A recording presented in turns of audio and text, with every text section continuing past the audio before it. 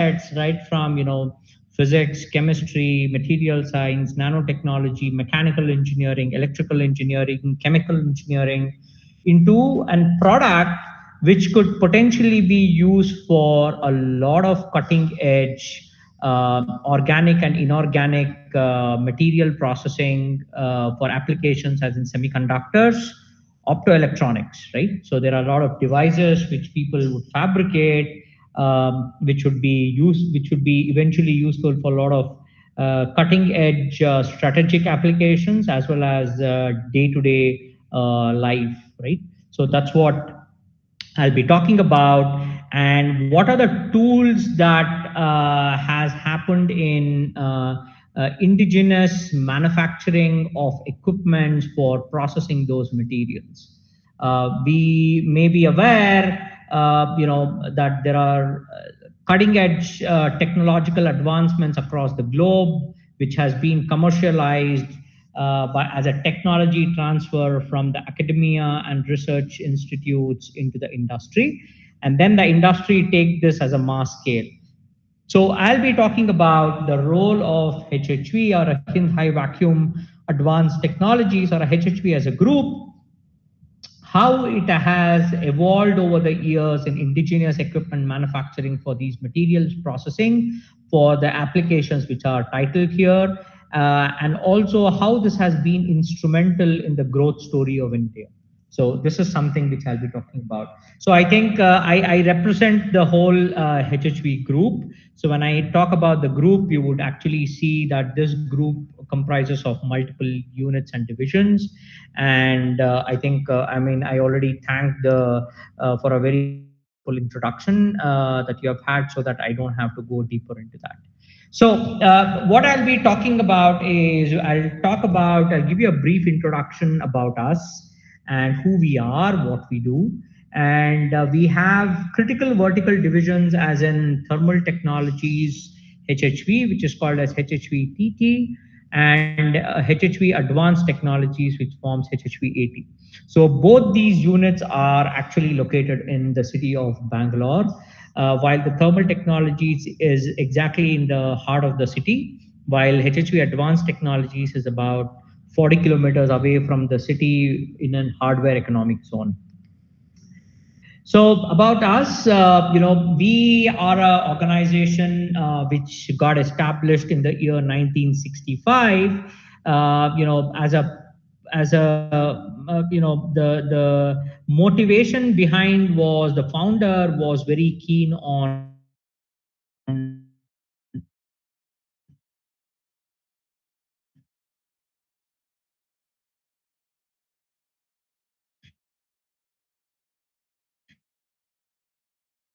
then in the 60s, there was absolutely no infrastructure, facility, or technical know-how in the country for doing any kind of optical coating or any kind of coating at all in for those lenses which are used in the camera.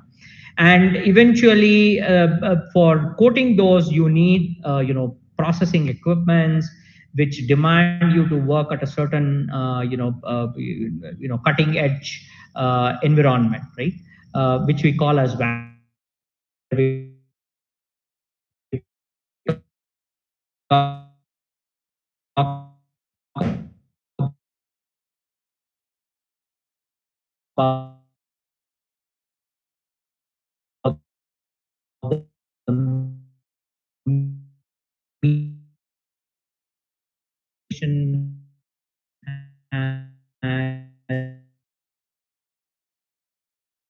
creating a supply chain which is required and demanding for the market, which is today and for the years to come, for both rough vacuum, mid vacuum, and high vacuum equipment, and optical components. When I talk about optical components, these optical components could be various usages of them in in space, defense, photonics, as well as semiconductors, right? Even in consumer electronics. And we cater to multiple sectors, which I have listed here as space, aerospace, defense, industrial, and automotive. And in addition to that, a lot of semiconductor, photovoltaic, organic materials market, So these are various sectors that we serve, and we are, we have very stringent protocols that are to be followed, and therefore, I mean, we are an ISO certified company. And as I mentioned, we are headquartered in Bangalore, but we have grown into multi with a very strong base in the country, in Bangalore, in India, but offices all across the globe, catering to all the global demands. In fact, we have nearly about 40% of our revenue annually through export. So we indigenously develop these solutions in the country, manufacture them, get it required certification for the global platforms, and have them dispatched and deployed at various strategic customers across the globe. So, which forms nearly about 40% of our revenue. Again, these are highly focused into high vacuum and thin film based products. So as a group, we are, we have about 5 verticals. One vertical which I talked about is the HHV thermal technologies, wherein we do specialize in building high temperature vacuum furnaces, hot presses, and special vacuum equipment for so when I talk about this, this basically is not for organic materials processing, but for any treatment of materials which demand special, complex environment and gases at temperatures in excess of 1000 degrees, 2000 degrees, and up to about 4000 degrees C. So, and then we have HHV advanced technologies, wherein we have two, planar divisions. One is a thin films and optics, in which we expertise in designing and fabricating optics and thin film coatings, both organic and inorganic, for optical, functional, and decorative applications. And then we have a thin film equipment division, wherein we specialize in conceptualizing, designing, and manufacturing wide range of PVD and CVD products or coating systems, starting from a benchtop to an industrial scale vacuum coating systems. So these systems actually both inorganic and organic, and the sources will vary depending on the type of materials which are being used. For example, I mean, if I want to process, let's say, silicon dioxide or silicon nitride, the sources are different. If I want to process a C60, for example, an organic material, or an ALQ3, materials processing and device fabrication, as in an organic LED or an organic, solar cell, or any processing of the sensitive material, then the construction of the equipment is a bit different. So this is what I'll give you a glimpse of today. And then we have HHV Limited, which is our international unit, which is based in Crawley in United Kingdom. We took over a company called Edwards Vacuum, which was a very well-known brand in the vacuum technology market across the globe, and we have positioned ourselves as a very strong Indian competitor for the global requirement. And then we have HHV Crystals, wherein we specialize and pioneer in making premier watch crystal manufacturing, and which actually goes in manufacturing of intricate and complex watch crystals. And the major customer for this is Titan. So all the Titan watches that you would see are all processed, including the crystal watch glass, or the patterns of the same, and all the coatings of the watches. All that happens in house, and then we ship them, right? So various colors and textures. And then we have ASM HHV Engineering, which is basically a joint venture between ASM Technologies and HHV Group. This has been established as a premier semiconductor equipment manufacturing, given the kind of focus that the India is positioning itself in the semiconductor space, with all the government policies and indigenization that we are targeting. So here we specialize basically in conceptualizing, designing, and manufacturing of semiconductor tools, be it the complex PVD cluster tools or the CVD cluster tools and the processing of the same, and the subsystems, system components, and providing all the necessary support. So these are the 5 verticals that the group focuses on. So today I'll give you a glimpse of the thermal technologies and the kind of technologies we have for in this division, and then I'll dominantly talk about what we do and offer in the HHV advanced technologies for the materials processing and indigenization of the equipment. So I think I've already talked in detail about our history and where we have started, how we started, why did we start, and how have we grown over the years. So as I mentioned, we started in the year 65, but over the years we have strategically achieved significant milestones and positioned ourselves as a premier vacuum technology company across the globe, with a very strong Indian ground, and very strong emphasis on the indigenization. We have nearly about 60 to 65% of our per equipment which are localized, and the supply chains have been necessarily created for the localization. And this is a motto that we have been working for the last 60 years with, made in India and make for India and across the globe as our motto. So with a very strong base in Bangalore, we have very vibrant offices across the country and across the globe. So you name the country, we have offices all across the globe. We have a lot of customers across the globe, which are both private and public enterprises, which involves R&D sector, industrial sector, and academic sector.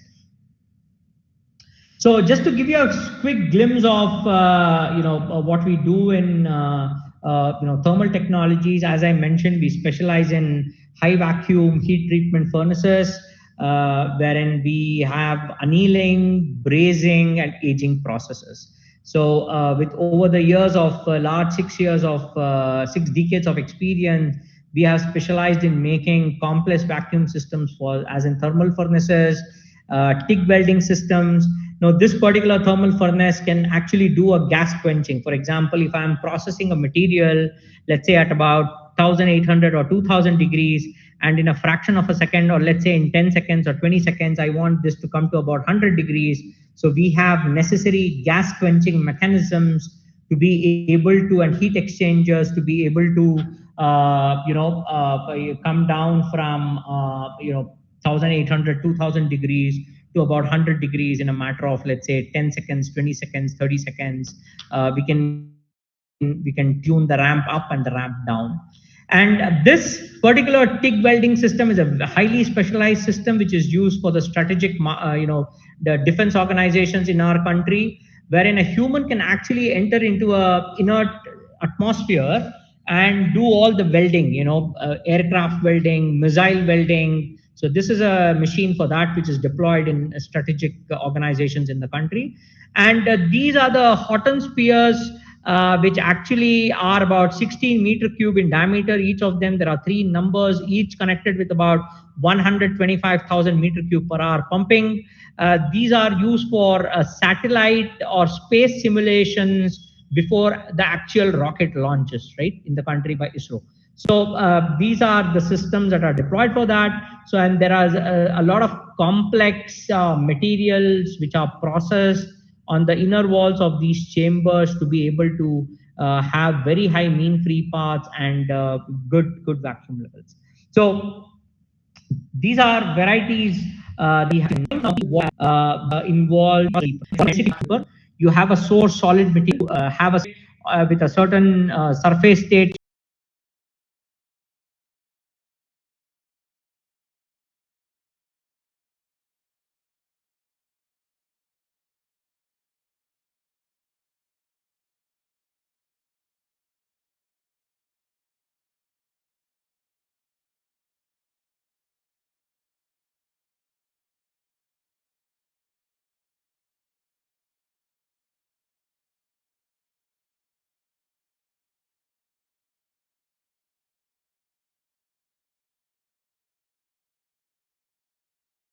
on those substrates, and then you are actually evaporating it.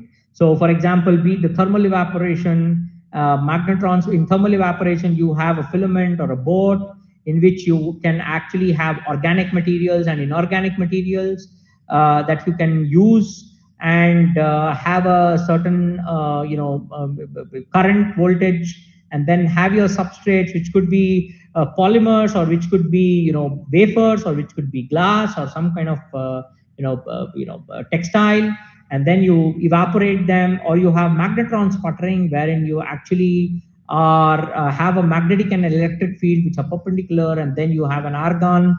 In an argon atmosphere, you have an ion bombardment, and then you have a source material as a target, which is again a solid, depending on the type of material that you would like to sputter. And then you have a substrate, target substrate, on which you have necessary surface states which are treated, and then you have the deposition of those materials. And then you have an electron beam evaporation, which basically have high energy electrons by thermionic emission, that you actually, wherein you are impinging that on the solid crucible with all the materials which are there, either in a powder form or a granular form, and then you are evaporating. And then we have what is called as an ion beam sputtering, in which we actually have high energy ions which impinge on the surface of a target, and then they form an angle of sputter angle, which will actually go and coincide with an assist source, which is again an ion gun, that will actually coincide on the for the benefit of the audience. Ion beams, the magnetic field and the magnetic field, which are perpendicular to each other.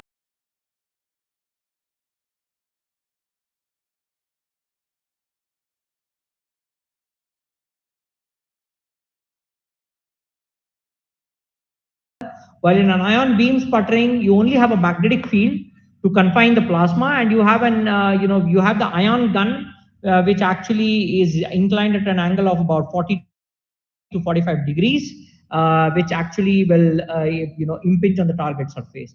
For example, with the photograph that you see here, this is a classical thermal evaporation source, and this is a classical capacitively coupled, this is a classically magnetron sputter source, right? These are the magnetrons. So these are circular magnetrons. We have from 2-inch to about 6-inch diameter. And then these are CVD processes, what is called as capacitively coupled.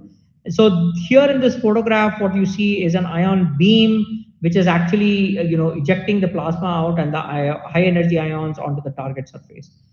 And then we have what is called as a CVD processes. So in a physical vapor deposition, you have physical vapors, while in chemical vapor deposition, you have a gas phase reactions which actually take place as primary, secondary, and tertiary reaction on the surface of the substrate, right? So we have what is called as a plasma CVD process, hot wire CVD process, thermal CVD, which is mainly by thermal activation, and then we have what is called as a low pressure CVD process. Again, there it is mainly by a combination of gas and thermal energy. While in in plasma we have what is called as a cold plasma, and in hot wire we have catalyst.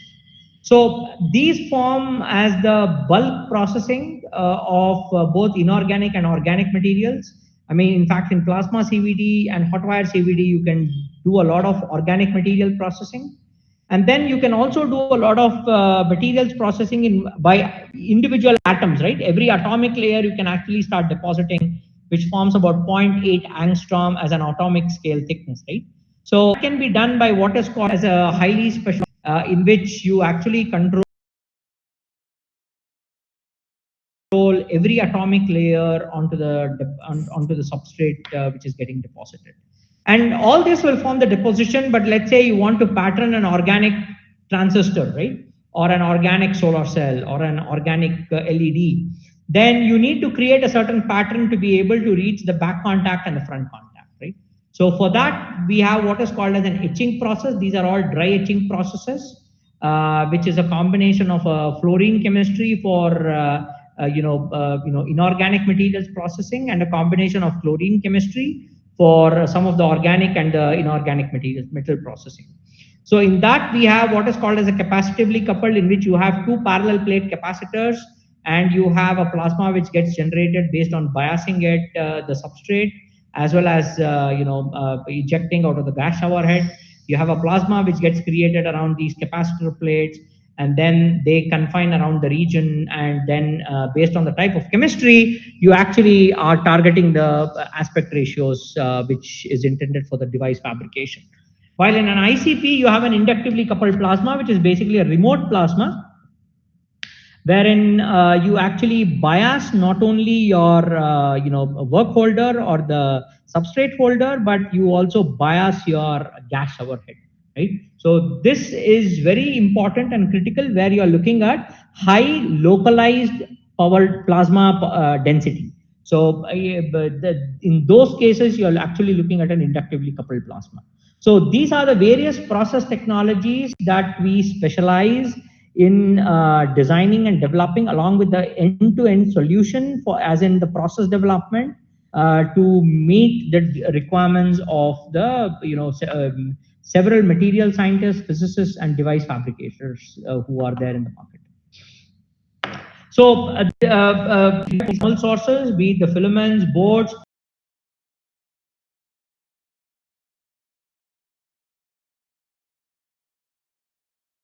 or for matter organic materials. Organic materials are done with something what is called as an effusion cell, right? An effusion cell wherein you have a crucible, you have a filament which is wounded around an effusion cell. So for example, this is a classical example of an effusion cell in this particular picture, which I am showing through my laser pointer. So you actually see a combination of a thermal filament, the filaments as a thermal source, along with an effusion cell with a shield around it, right? So this forms the body, and you see a white color cap, right? That cap is nothing but a crucible, and around the OD or the outer diameter of that crucible, you have the filaments which are wounded across the length of the crucible. And then you have your organic materials which can be inserted in the crucible, and based on the thermal energy, they depending on their vapor pressure, they actually get evaporated. So this is very important and critical effusion cells for processing any organic materials, right? So these are the ones which are actually used for organic materials processing, organic device fabrication with a combination of thermal sources or magnetrons, and these perform the building blocks for any materials processing and device fabrication, right? And then we have electron beam guns. These are the electron beam guns, what I was talking about. So here is your crucible, here is your water liners, which are actually ensuring that the crucible is cooled, because you have a thermionic emission of the electrons which get injected or which get impinged on the crucible center, and then you have the materials which are there in the crucible getting evaporated. So we have to make sure that the materials which are there in this crucible do not splatter, right? Or they just don't get thrown out, and they are highly focused. To do that, we need to maintain the temperature of this body to either as low as possible, and therefore we have these lines to cool this whole body and maintain the temperature of the crucible, right? And then we have magnetrons. We have, as I said, we have cylindrical magnetrons, we have planar magnetrons, and then we have what is called as cylindrical rotary magnetrons. These run in from, as I said, 2-inch diameter to 6-inch diameter. And then we have planar magnetrons which go up to 2 meter. And then we have cylindrical rotary magnetron up to 6-inch diameter and up to a length of about 2.5 meters in height, right, or the length. And then we have the ion beam guns. So these are the ion beam guns which I talked about. And then we have what is called as a cathodic arc, right? So this is again very similar. We have an igniter.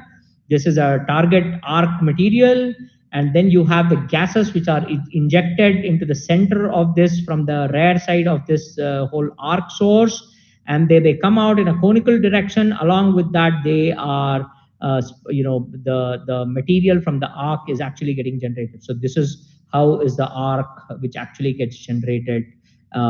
These are used for very high durable, wear resistant and corrosion resistant coatings, which are required, let's say, in the high tech missile or the aerospace industries and space applications, or hard tools and the kitchen appliances, or in your day-to-day activities, like in your refrigerators, in your TV, and so on and so forth, right? So I have talked about the different process technologies that we work with. I have talked about the gadgetries that we design to be employed for those process technologies. And then with those, we actually specialize in providing platforms that are for processing applications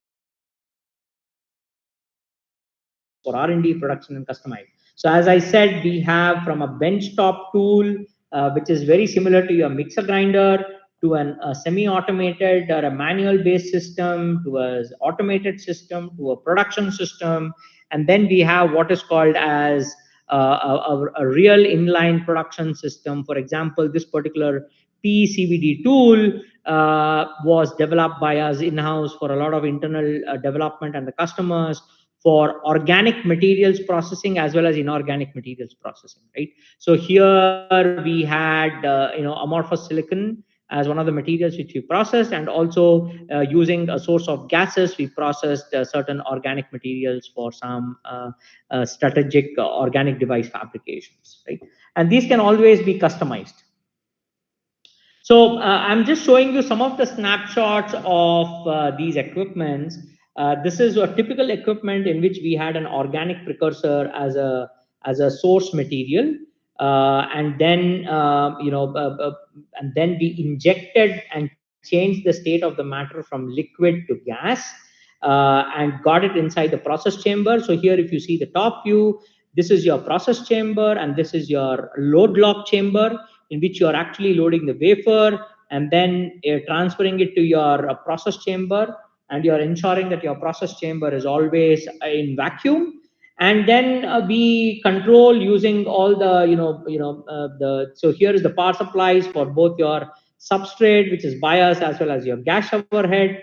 And then we do all the operations using the IPC, which is an industrial PC on the SCADA screen, create our own recipes for all the materials processing involving various parameters, as in the base vacuum, process pressure, gas flow, temperature of the substrate, the bias voltage, the current, and the type of precursor of them are defined. So this water tanks. I'm not sure if you're able to see. Just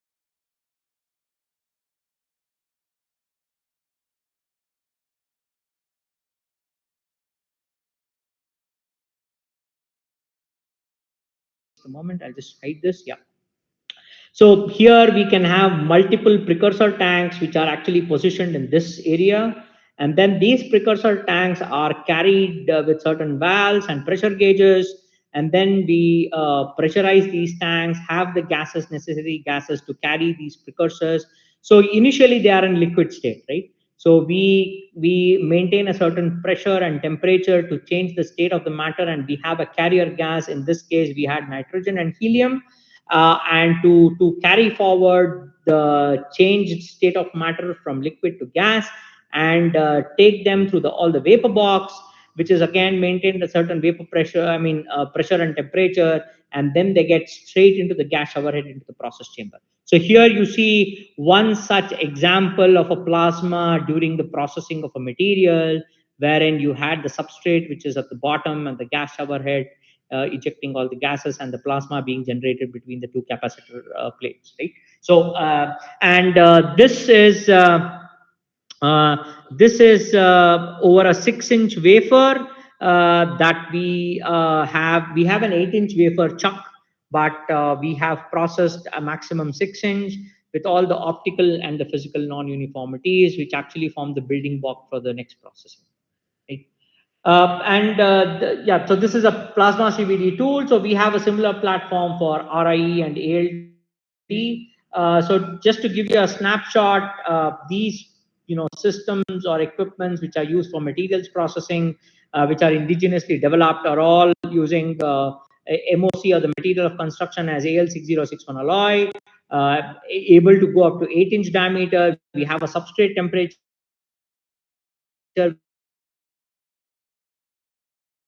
which can go up to 600 for sensitive organic materials at about which are really critical. And they are capacitively coupled, but we also have an inductively coupled. This is with a combination of rotary and turbo. And as I said, when it comes to the organic materials processing, a glove box interface becomes essential. Therefore, we can integrate this to a glove box so that these sensitive organic materials can be processed. And there are multiple other optional items that we give for in situ monitoring and mechanisms, and we have multiple processes also which are inbuilt. Some of them we have currently developed are for inorganic materials processing, but we also have recently developed for a few organic materials processing using these processes, right? And because we have these machines also going across the globe, so these are to be CE qualified and certified for its safety and overall operations. And then we have what is called as a glove box integrated systems for specifically dedicated for organic material synthesis and fabrication of the devices. So I think many of you are aware of what is this glove box. We are trying to create a positive pressure with an inert gas, and then have extremely low moisture and oxygen content, wherein we are talking up to about zero point 0.1 ppm, or even sometimes up to about below 1 ppb, and depending on the type of materials you are processing. So you have an antechamber and a bigger antechamber for transfer of your substrates and equipments, and the machine that is actually getting that is used for processing these materials and devices, or fabricating these devices, gets integrated with these glove boxes.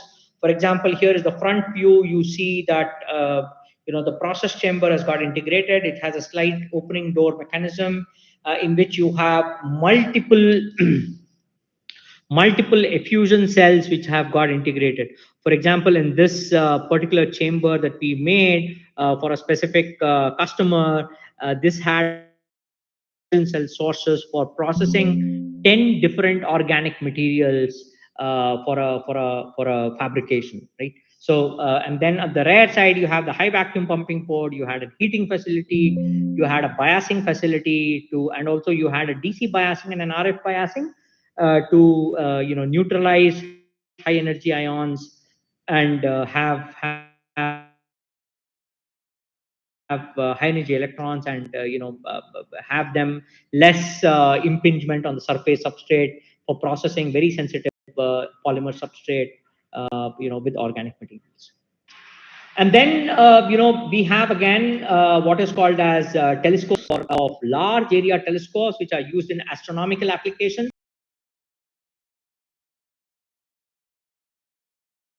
and astrophysics applications.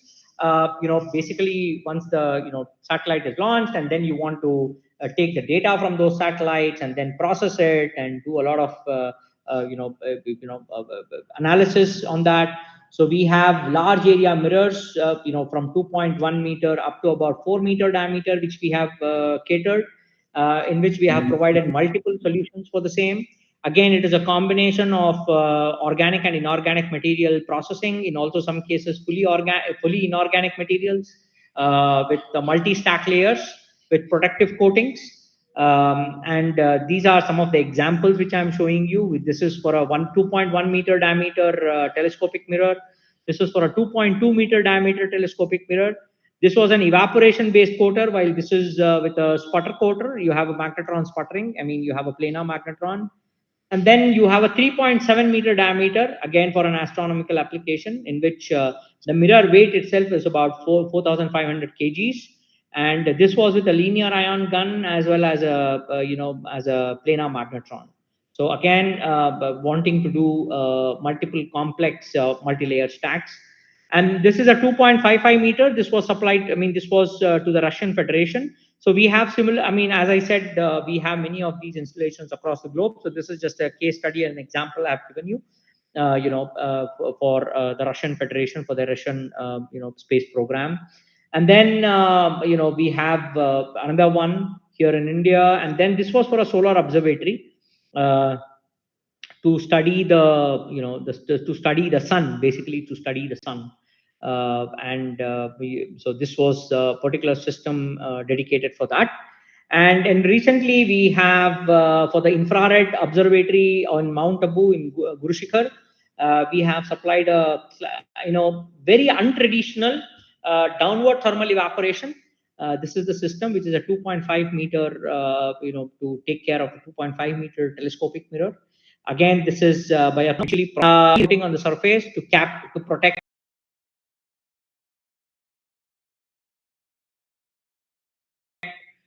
that organic materials, right? So this was with a zerodar substrate, which is very sensitive and very expensive. So we had to come up with a new filament concept, which was very important and critical. And here you see the inner chamber of the filament. Here, this is where is the mirror. These are the filaments. So there are three arrays. One is the central array, middle array, and there is one at the periphery. So totally it had about 145 filaments which are operating at a time, and all of them should be working at exactly the dot without any time gap, and without any droplet. So the wetting ratio is very critical here. So as I said, there was an intermediary layer and then a final high reflective layer, and we had the reflectivity going up to about 97% average across the whole 2.5 meter diameter mirror. Yeah. So so this is one other example. And one of the important parts for processing of these organic materials or any inorganic material is the type of pumping to create the vacuum. I mean, you want to create a vacuum vessel, right, to increase the mean free path. So there are two modes of creating vacuum. One is by dry pumping, the other is by oil based pumping.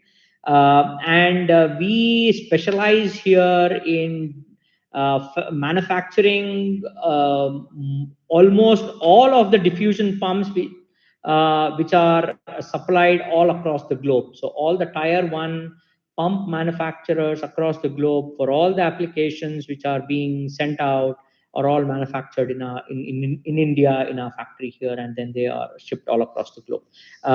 So this is one such snapshot of the same. We have capacities from as low as about 25 meter cube to as high cube. So that is the capacity that we cater here. And then we do a lot of optics, precision optics. We have the facilities to do single point diamond turning to cater to sensitive materials and have surface RA values of close to a nanometer and even an angstrom. And we also do a lot of curved surfaces, for example, very soft materials, organic soft materials, as well as inorganic soft materials at various radius of curvatures. So here we specialize in going up to lambda by 20 as a single site polishing, and that is the kind of precisions that we are looking at about 1 nanometer as the surface variation. And so we have we have the capability here to handle multiple substrates which are hard and soft, and undergoing various processing. So as part of our thin film coatings facility, we have a dedicated clean room with litho facility for all space applications. In fact, the recent Chandrayaan, most of the components which was integrated into the Chandrayaan was all, was all processed, fabricated, and packaged in the facility which I'm showing you here. And with the various multiple process technologies, which a combination of magnetron, ion beam, thermal evaporation, PCVD, and ALD. And some of these are the components which go in as part of this, which got integrated with the whole Chandrayaan. Be it the single wideband ARCs to high reflective metal dielectric coating, beam splitter coatings, notch filters, short, long pass, and band pass filters. And then we have transparent heaters, which basically have transparent conductive coatings. And then we have periscopic prisms, which are getting coated that into the defense. So this is all the activity we actually do. We have about from ranging from 600 to 1.5 meter diameter chambers, in which we can house fixture sizes up to about 1.2 meter diameter, and process them with required coating materials. So here I'm just giving you a certain snapshots without getting into much of a detail. If someone is interested, we can talk and discuss more. Uh, so these are some snapshots and examples of a plasma CVD processes, ALD processes, and what are the properties of the same that we are actually able to do when it comes to these equipments or the solutions that we are providing as an end-to-end. So all these materials, when they are processed, it is just not enough if we study the properties and qualify the properties alone. We need to qualify them for its quality, and how we do to qualify its quality basically is by what is called as military standards or mil standards, right? So we have very rigorous qualification tests and measurements to ensure that all the process materials which are processed or the devices which are fabricated are compliant with the customer specifications, as well as meeting the respective mill standards. And we possess most of the tools which are required to qualify these mill test standards, and they are all done in house. But whatever is not there, we take the apply we take the support, or we have strategic partnerships and alliances with many of the Indian organizations and global organizations, including the Indian Institute of Science, IIT Madras, NITs, not NITs, but CMTI, and when I talk about some of the other places, IMAC in Europe, and certain other intertechs. So we take their help, and these are the different metrology and characterization tools that we have in house to be able to meet many of these requirements. For example, from a scratch tick comparative with diffuse reflectance, with integrating spheres, and then we have SEMS with EDS, and then we have the profilometers, we have the optical microscopes, we have environmental chamber to be able to tune multiple variable temperatures and humidity values, and then we have a salt spray chamber in order to analyze the corrosion resistance of these organic inorganic materials processing, and then we have spirometers, we have Talisurf profilometers, which are actually used to measure, which can do a 3D mapping of the surface finish for asperics, and this can measure up to about zero point 0.8 angstrom. So that is the capability that it has, right? And then we have interferometers, and then we have optical meters. So with all this, we have more than 100,000 optical components which are there as ready products into the market across the globe, catering to various applications. And these are all on either flat or curved surface, with complex applications, including even in the medical. For example, this is an EMI shield which gets into a baby monitoring system, right? Baby heartbeat monitoring system. So we integrate this into the body, right? So we do cater to those applications. So, and to do all this, we have a very dedicated research and development unit, which continues to focus on development activities in both the thin film and complex thin film and optical components for processing inorganic and organic materials.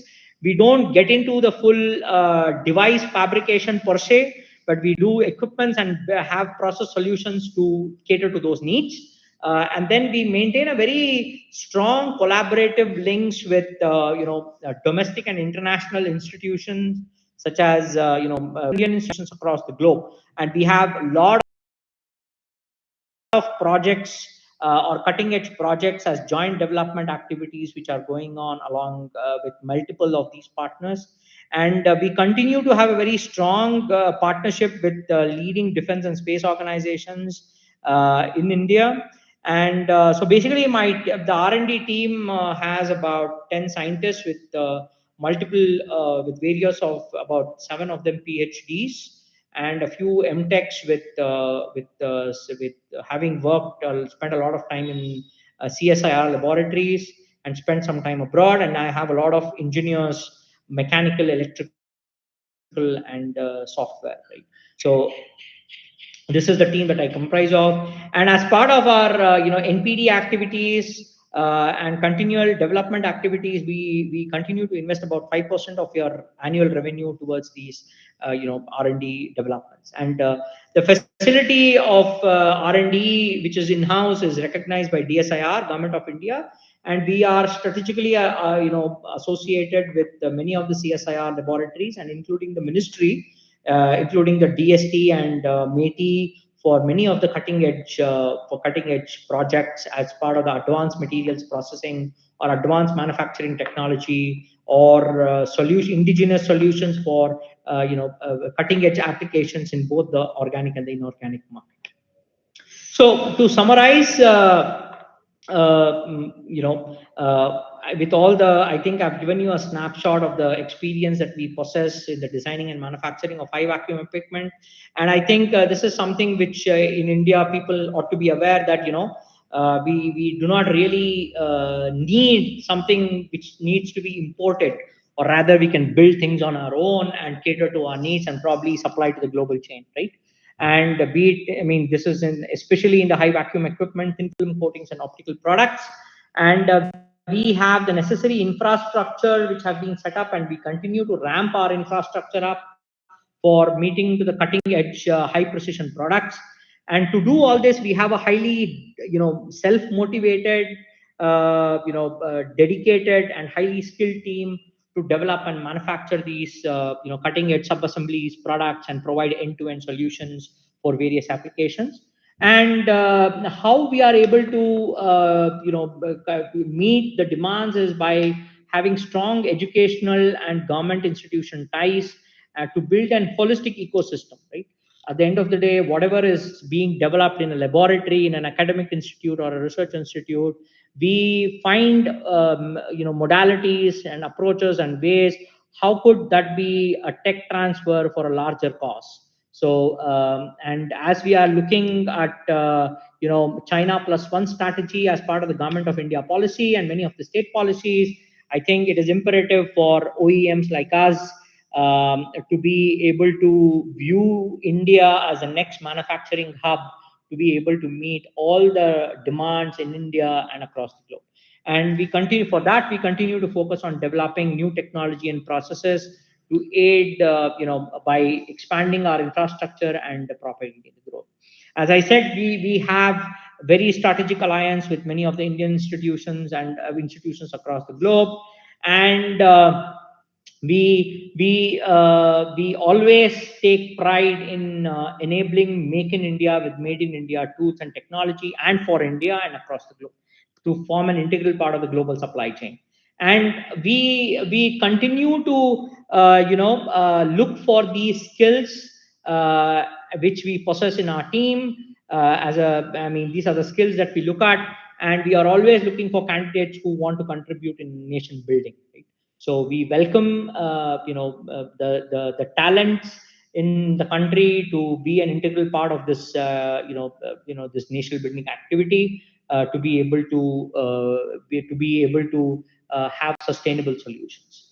So with this, I would like to once again thank the audience for patiently hearing me and listening to my talk. And I would now like to open the platform for any queries and discussions. I'll be happy to answer your queries. Thank you very much.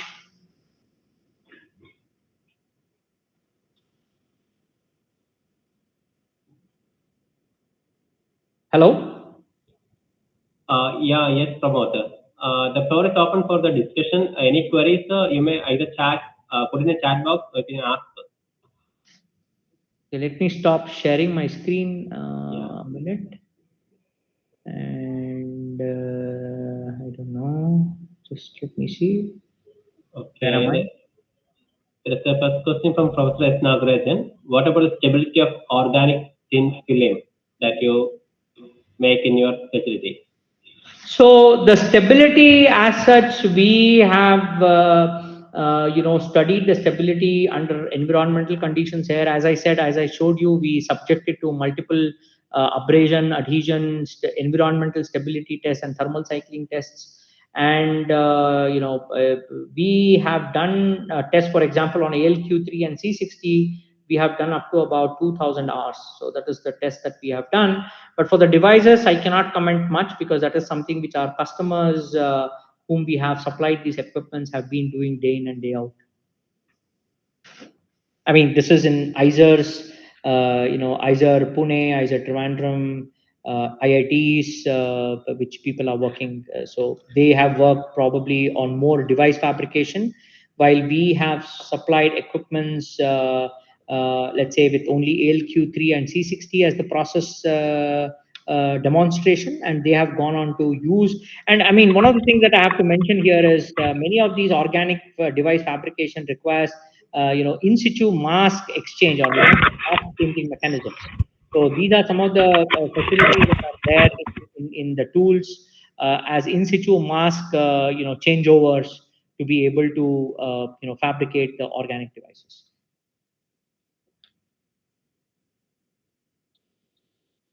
Does that answer your question? Yeah. Any other questions, anyone?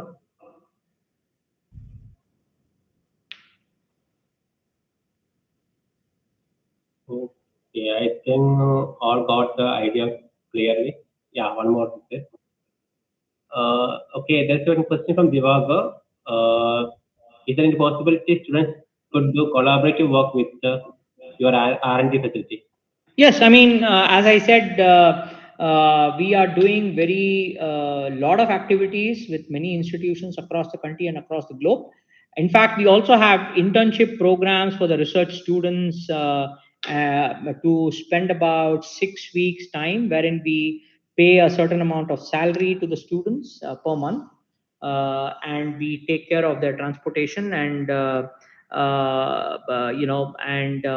have them both the theoretical sessions as well as the project. There's a dedicated project for every intern who gets tagged with a certain division and a unit here, and they work towards that goal. And after that 6 weeks of rigorous internship program based on the performance, I mean, if the students are interested, they always come back, or they look for potential employment opportunities. And we are always round the clock, we are looking for talented students, to be a part of this, our whole setup. So that is something which we are doing continuously as part of our group. Okay, I think you answered next question as well. So what about your requirement, like BTech or MTech or MSc? Yeah, we have candidates with BSc, BTech, MTech, PhDs. When I talk about BScs, they have either physics background, chemistry, or material science, and then we have BTechs with mechanical engineering, electrical engineering, electronic engineering, computer engineering, or also MScs with physics, chemistry, with relevant experience, and MTechs again with machine design, or electrical PLC programming. These are some of the key things. And PhDs, of course, we are looking at condensed matter physics, nanotechnology specialists, material scientists. So we continue. There are plenty of opportunities for all the people who are there. Hello, sir. Yeah. Sir, nice presentation, sir. And apart from silicon, is there any work going on compound semiconductor like gallium nitrate or some oxide, gallium oxides and all? Yeah, so we are doing, apart from silicon and its composites, we are actually doing, specifically gallium nitride activity. There's an MOCVD that we are building for a gallium nitride application. And then we are actually doing, what is called as complex metal organic alloys, that are being, as part of our ALD and PCVD processes that we do. Thank you, sir. I think Dr. Sayan is having a question. Sayan, you may ask the question. Yes, sir. Sir, nice presentation. Thank Sir, you. we have Hyundai instrument vacuum coating unit in our institute. Okay. Okay, and we have also PCVD and microwave PCVD, RF PCVD and microwave PCVD. So presently we are working on silicon and ARC anti-reflective coating. Uh-huh. Uh, can we switch this work to organic electronics using this sort of PCVD and microwave PCVD machines? Yeah. So with PCVD capacitively coupled, I suppose is what you have. You have to change the precursors We have and according. we Yeah, and have accordingly you have to tune your process chamber conditions to be and your line, basically the gas lines, to meet the organic material requirements. okay. So for this reason, can we talk to with you through mail? Yeah, sure. Okay, sir. And another thing, as I'm working in a technology college, there are BTech students. Can industrial training or this kind of sort of training can be done in your organization? Yeah, as I said, we have an internship program which is very rigorous for 6 weeks, and also the selection procedures are also quite rigorous. We normally open it in the month of December, January, so you should be hearing our next internship program very soon. Um, uh, uh, and We have first 2 weeks which goes on with rigorous theoretical sessions, and then we have 4 weeks of project dedicated problem solving projects, and these are not something which are arbitrary, but they form as part of our product portfolio value chain, and each of those end results of those products get integrated into our organization processes, which actually end gets into the products that we are developing.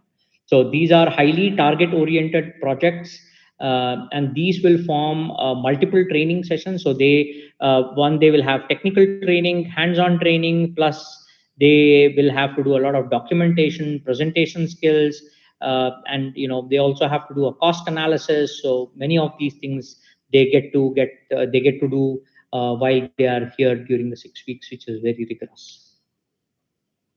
Okay, I think he answered. And one more Thank question. you. Actually, which organic solvent are you used to make a good thin film coating for organic semiconductor materials? Which solvent is preferred? Pardon, can you please repeat? Somehow I'm not able to hear. There's a lot of Okay, I'm echo. sorry. Which organic solvent is used to make a good thin film coating for Yeah. organic semiconductor materials? Okay, I mean, if I have to say organic solvent, for example, we have used cyclohexane, we have used heptene, we have used ALQ03. ALQ3 that we used was with a powder, and C60 was also with a powder. So so generally, these are the solvents. I mean, when IPA is used for one of the precursor tanks, when we actually process for one of the PCVD chambers. So for a certain organic material processing. So these are the various solvents that we have used. Uh, uh, yeah, again, these are highly material specific. Yes. Without, I mean, we have not focused into the device fabrication part. This is something which our customers do, but we qualify the material processing as a solution. Okay, nice, sir. I think one more question. I think S. Venkateswaran Jayagumar is having some question. Sir, please, you may ask. Thank you, Dr. John Prakash, sir. Sir, it's a very excellent presentation. It's a more information about the CVD and PVD. So I am from a chemistry background, particularly organic chemistry background, and we are working in a lab, myself and my student, PhD student. So we are trying to make a thin film, sir, by solution casting technique. And some of the our aim is to coat the biological active chemical, bioactive chemical in the solid matrix polymer, PEO polymer, polyethylene oxide, and starch polymer. Some molecules cannot able to coat on the polymer matrix. So is it possible both myself and my student come over there And is it any possible to coat the thin film, to make the thin film in your method, sir?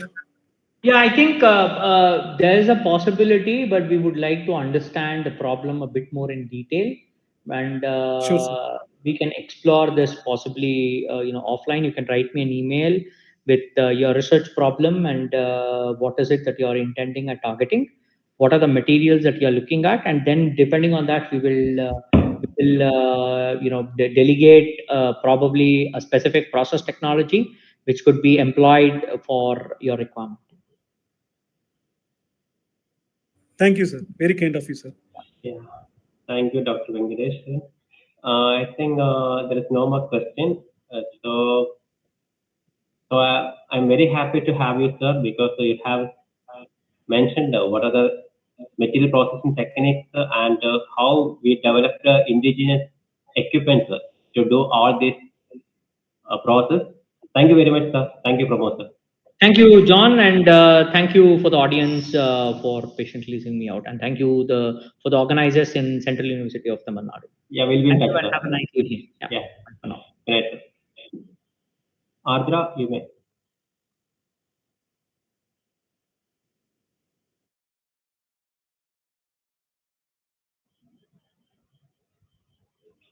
We'll start the next session shortly. For audience, one information actually that entire event is live streaming, so you may access that one through our YouTube channel also. Ardra.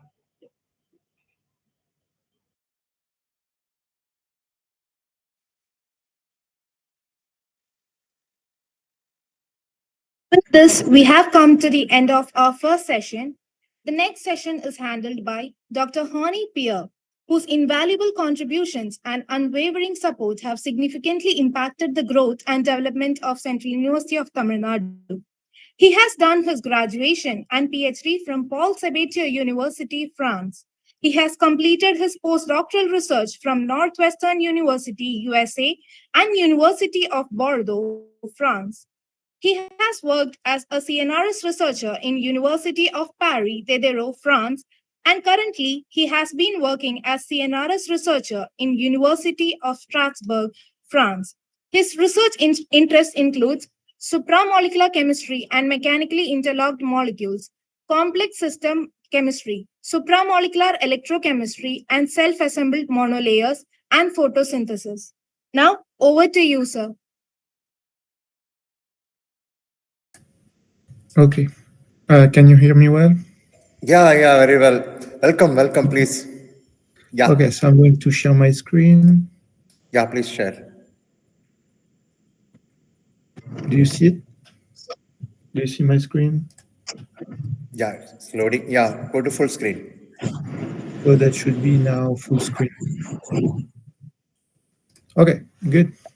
So if I may start, first of all, it's a great pleasure to be with you. Thank you for having me on board, and I'd like to thank Professor Nagarajan that I knew and met about 17 years ago in Toulouse. And also I would like to thank Professor John Prakash, and of course the Department of Chemistry of the Central University of Tamil Nadu. So today I'm going to talk about the research I've been developing so far since I joined the University of Strasbourg, which is based on the acrylium core chemistry. Dr. Henry, please. Come on. What did you say? You need to share your entire screen because we are not able to see the whole. Just full screen. Go to full screen. That was the first screen. Okay.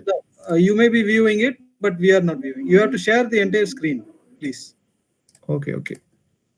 Sorry, my mistake.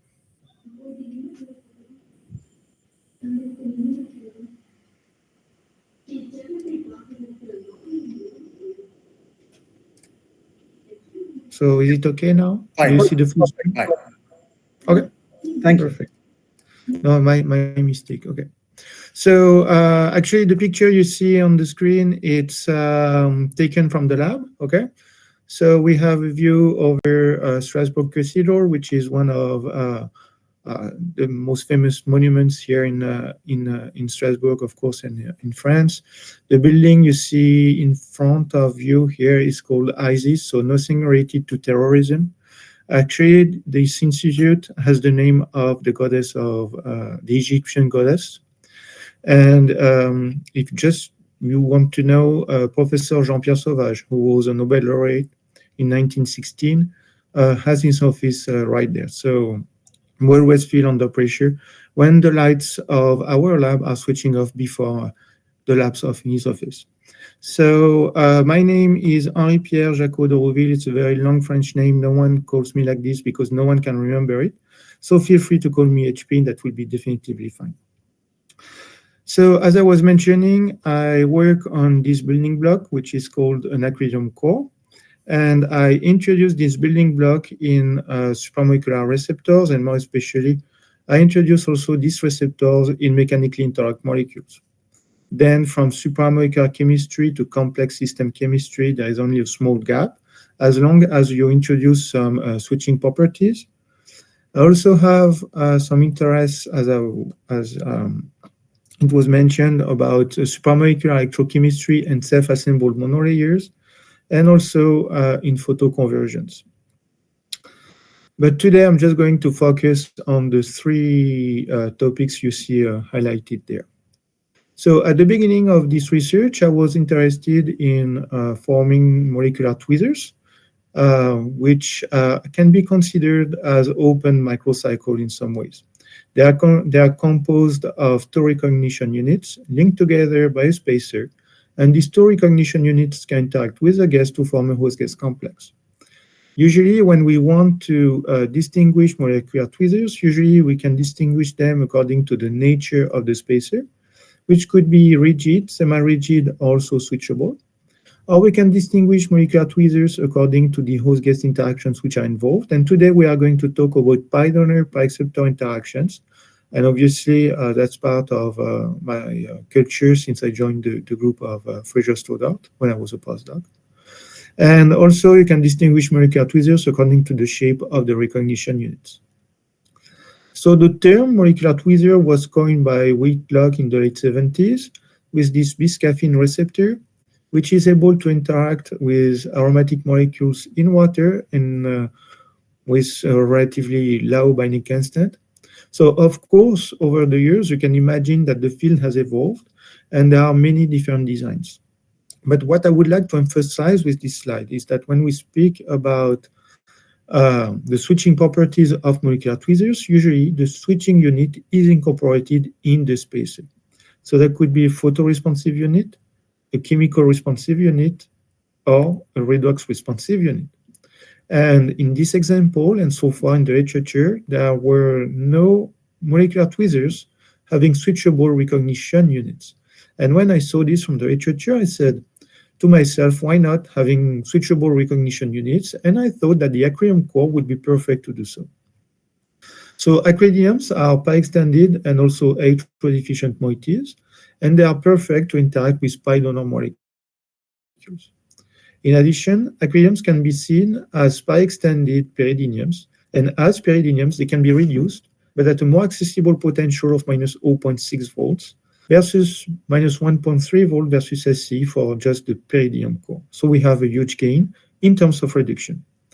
Also, when the acrylium core is functionalized at the 9 position with a phenyl, we can end up with a new resonance form showing a trithylium motif. So trithyliums are part of this family of pH indicators, such as phenolphthalein, that can undergo the addition of a nucleophile. So in our case, the acrylium core is going to interact with a nucleophile, form a new chemical species that we call an acridane, ane for alkane actually. And the previously added nucleophile can be photoejected to restore the acrylium core. So what we see is that with one very small unit, we have some potentially recognition properties and also multi-responsive behavior. And this behavior can be rationalized just looking at the LUMO of the acrylium core, since the major atomic weight is localized at the 9 position. So this means this is the most reactive position. Also, acryliums are chemically robust and functionalizable. and you can functionalize them very easily at the 9 and at the nitrogen positions. So we can derivatize and make some chemistry out of this. So when you look at the literature, acryliums in supramolecular chemistry, it's not something new, but it's not something which is widespread. So as usual in the field, you always find some papers coming from the Lang group, who was, Jean-Marie Lang was a Nobel laureate in 1987. So basically I was cooked about 30 years ago about having a bis acrylium receptor. So he made one of them able to interact with aromatic molecules in water, and the other one able to interact with aromatic molecules in organic solvents. Also, acryliums can be used as gas for pi-donor pi-acceptor interactions, more especially with porphyrins. And here you have two examples. But in these four examples from the literature, the switching properties of the acrylium core were not exploited. And when I think of a supramolecular system having acryliums for their switching properties, usually I think of this family of two rotaxanes. So two rotaxanes are composed of two units, a microcycle and a thread. And at the end of the thread, you have bulky functional groups to prevent the dethreading of the microcycle out of the thread. So in this case, what we see, or what we understand, is that the acrylium core acts as a stopper and not as a proper recognition unit. So it prevents the dethreading of the microcycle. Then more recently, the group of Michito Yoshizawa has made this cyclophane, which is soluble as a chloride salt in water and can interact with theoretic gas. So one more time, we understand that the interaction which is involved is not related to pi-donor pi-acceptor interactions. It's more like a servophobic interaction. And also, when you add some hydroxide ions, a nucleophile, you convert the tetrakis acrylium derivative into the tetrakis acridane derivative. And it's not soluble anymore in water. It precipitates from the solution. So when I saw this, I wanted to come up with a very simple design, which is a bis acrylium tweezer having a terphenyl spacer. The synthesis is very straightforward. What you have to do is to do some pallado-catalyzed coupling conditions to form the dibromo spacer, and then you introduce the acrylium core in the last step. The NMR of this molecule at room temperature is very simple. So this suggests that we have some free rotations in the spacer and also in between the spacer and the acrylium cores. And this was also confirmed if you cool down the temperature of the sample and you see a broadening of the NMR, meaning that you start freezing the rotations. The FT calculations allowed to find 4 different minima for the molecule, what we call the U-shape conformation. So the U is formed by the molecule itself. The T-shape formed by the two acryliums, it's formed a T. A-shape or W-shaped conformation. So basically we have 4 minima. Okay, no big deal, because we can have still some interactions with a guest. So we tried many different guests, many good donors. One of them was TTF, and we always ended up to the same conclusion. So first of all, when you want to look at supramolecular interactions, what you do, you run a proton NMR titration, and you see that over time we have a shift of some of the signals. Then also you can sometimes follow it by UV visible spectroscopy. So in this case, we have the increase of what we call a charge transfer band at, let's say, 750 nanometers, which corresponds to the partial electron transfer from the TTF to the acrylium cores. And when I fitted this data to a mathematical model, actually a one-to-one binding model, I ended up with a very low binding constant of 10 molar minus 1. So basically, it's ridiculous. It's like if we have no interactions. So fortunately, we were able to grow crystals. And the molecule crystallizes in its U-shaped conformation with 1 pF6 in between the two acryliums. So the acrylium distance is roughly 8 angstrom, which is too big actually to ensure pi-pi stacking interactions. And we try to understand how how we could optimize the design of the molecule.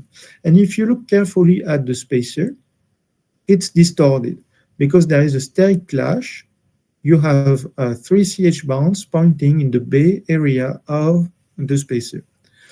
So this steric clash moves apart the two acridiniums, and like this, you reach a distance of 8 angstroms. So this means that if you want to have the two acridiniums close to the optimum distance for pi-pi stacking interactions, namely 7 angstrom, what you have to do is to get rid of the steric indifference in the bay region. So what we've done is that we changed this central CH by a nitrogen. And here we have the new design of the second generation of the molecular tweezers we designed. So the synthesis of this molecule is slightly different from what it was before. Actually, what we had to do was to form the acronyl core, but it has a positive charge, and sometimes it leads to some tedious purifications. So what we've done is that we wanted to get rid of this positive charge.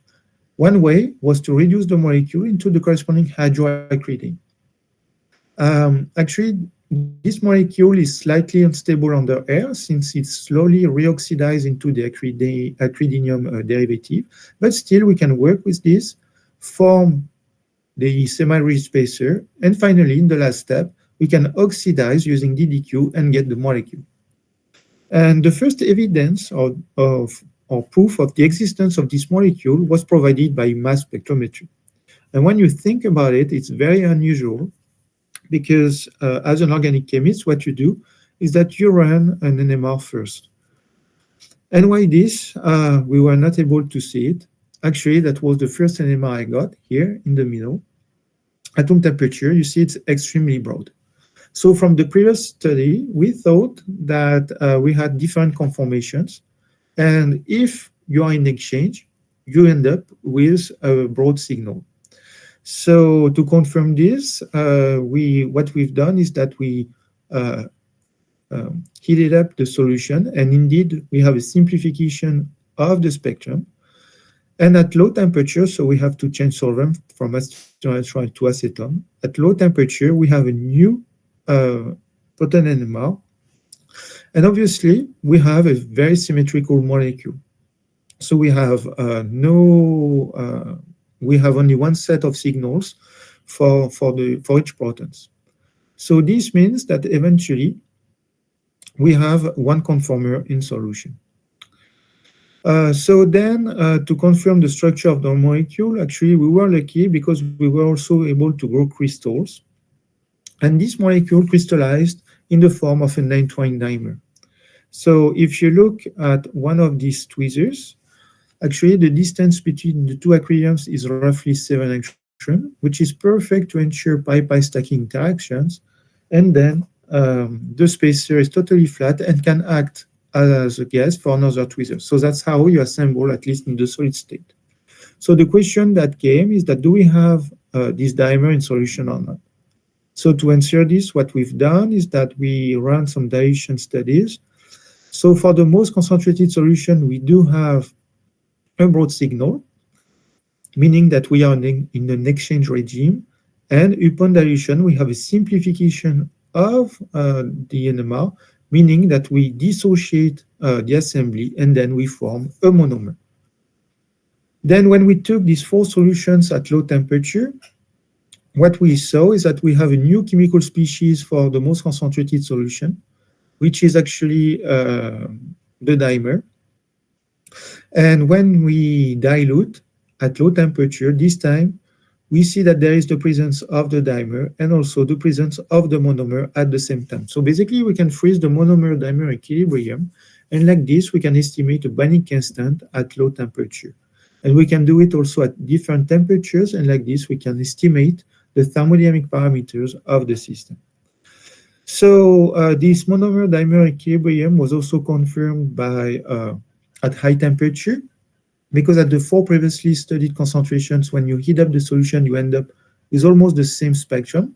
So this is expected since we work with weak interactions, and heating up will dissociate the assembly. So in our case, we have the monomer at high temperature. Also, this equilibrium was confirmed by a solvent polarity study. So when we have a 100% of acetonitrile, we have a broad spectrum. And upon addition of DMSO and going into pure DMSO, we end up with the spectrum of the monomer, which is expected because DMSO is a competitive solvent. So one proof that we have this dimer in an organic medium was provided by mass spectrometry. And when you look at the first mass spectrum we got with a fairly concentrated solution, we have different peaks corresponding to the dimer, trimer, tetramer, and pentamer. So now the idea is to say that if the dimer is a specific aggregate, we should basically keep this signal if we dilute the injected solution into the mass spectrometer. And actually, this is what we observed. We have one peak which survives, which is the peak of the dimer. Also, what we understand from these studies is that the dimer is not, how can I say, a stabilized species in organic solvents. So we have the tendency to dissociate. So you have to boost the association, and one way is to change solvent. So we converted the PF6 salt into the corresponding chloride salt. Then the molecule becomes soluble in water. And what we wanted to do is to use solvophobicity. So indeed, the molecule is soluble in the solvent at different concentrations, actually the same 4 concentrations as previously studied. And we do see only one chemical species, which is the dimer. So thanks to this experiment, we can estimate a binding constant, which is 10 to the 5 molar minus 1, which is a huge gain in comparison to what it was in acetonitrile. So one proof that we have this dimer in solution was provided by the NOSI spectrum. So we can see some through-space correlations between what I call the gamma proton and the methyl, beta proton and the methyl. So gamma and beta protons of the periodic core and the methyl of the aquarium core. So if you have a NOSI correlation, this means that they are close in space, and this is what we expect from the solid state structure. Another proof of the dimer formation was provided by DOSI experiments. So actually, under conditions where you have the monomer and the dimer, so in acetonitrile, under dilute conditions and at low temperature, you do have 2 diffusing species, one which is faster than the other one, which is the monomer. And thanks to the diffusion coefficient, we can estimate an hydrodynamic radius of roughly 7 angstrom for the monomer and also 7 angstrom for the dimer. This value of 7 angstrom for the dimer was also confirmed by those experiments in D2O. And this value of 7 angstrom is also in good agreement with what we can observe for the solid state structure. So I hope I was able to convince you that we have this dimer in solution in different solvents. So of course, I wanted to play with this family of molecules, and we looked at the influence of protonation. So we changed the N-methyl acridinium by the NH acridinium, so protonated acridine. So it has roughly the same behavior in acetonitrile as the methylated compound. So at different temperatures, we can estimate a binding constant because we have a different ratio between the monomer and the dimer. And like this, we can go for a Ventov plot analysis that allows you the determination of the entalpic and entropic contribution of the molecule in this solvent. What you can do in one solvent, you can do it in other solvents. So we tried a bunch of them. What this graph tells you is that if you go on the left part, you will favor the association. And this goes with increasing the polarity of the solvent. And this is verified for almost all solvents except methanol. So this was a bit surprising to us, more especially when you know a little bit your literature. And we looked at this paper called A General Model for Solvation Effects on Apolar Binding, which was written by François Didrich. And what they showed is that for pi-pi stacking interactions between aromatic moieties, though, we have an increase of the binding constant or decrease of the delta G value as you increase the polarity of the solvent. So what happens in our system? That was the question. So to understand, we compare the NH tweezer by the N-methyl tweezer. And actually what we do see is that for the N-methyl, we have an inversion of this tendency. Also, we have exactly the same thermodynamic parameters for both systems in acetonitrile and a huge change in methanol. So what we hypothesized is that methanol allows proton deuterium exchange for the N proton acridine and protonated acridine, and basically your acrylium core is less electrodeficient, and like this you dissociate the dimer. We also wanted to trigger the dimer formation by different switches. So one of them was done by protonation, actually very simple, but we did a biphasic experiment, NMR experiment. So in the same NMR tube, you have two phases. The bottom layer was DCM and the top layer was water. And you can probe these two phases or what you have in these two phases. So initially, for the bisaccharidine derivative, we have only the molecule in DCM and nothing into water. And then when you increase the amount of sulfuric acid, in the tube, what you see is that you have a decrease of the precursor in dichloromethane and an increase of the dimer in D2. So that was a nice experiment, but it was a bit useless because we cannot assess what's going on in between the two states. So in other words, you have no monomer, even protonated, into water and no dimer into DCM. So it's like if everything happens or occurs at the interface. So we've done some molecular dynamics simulations. So you cannot create a bond. So Alain Chaumont, who did these experiments or these calculations, started from three case scenario. The first one was the initial state with the non-protonated tweezer in DCM and then some sulfuric acid in water. And you see that mainly the tweezer remains in DCM. Then when you start from the protonated molecule, it stays mainly at the interface.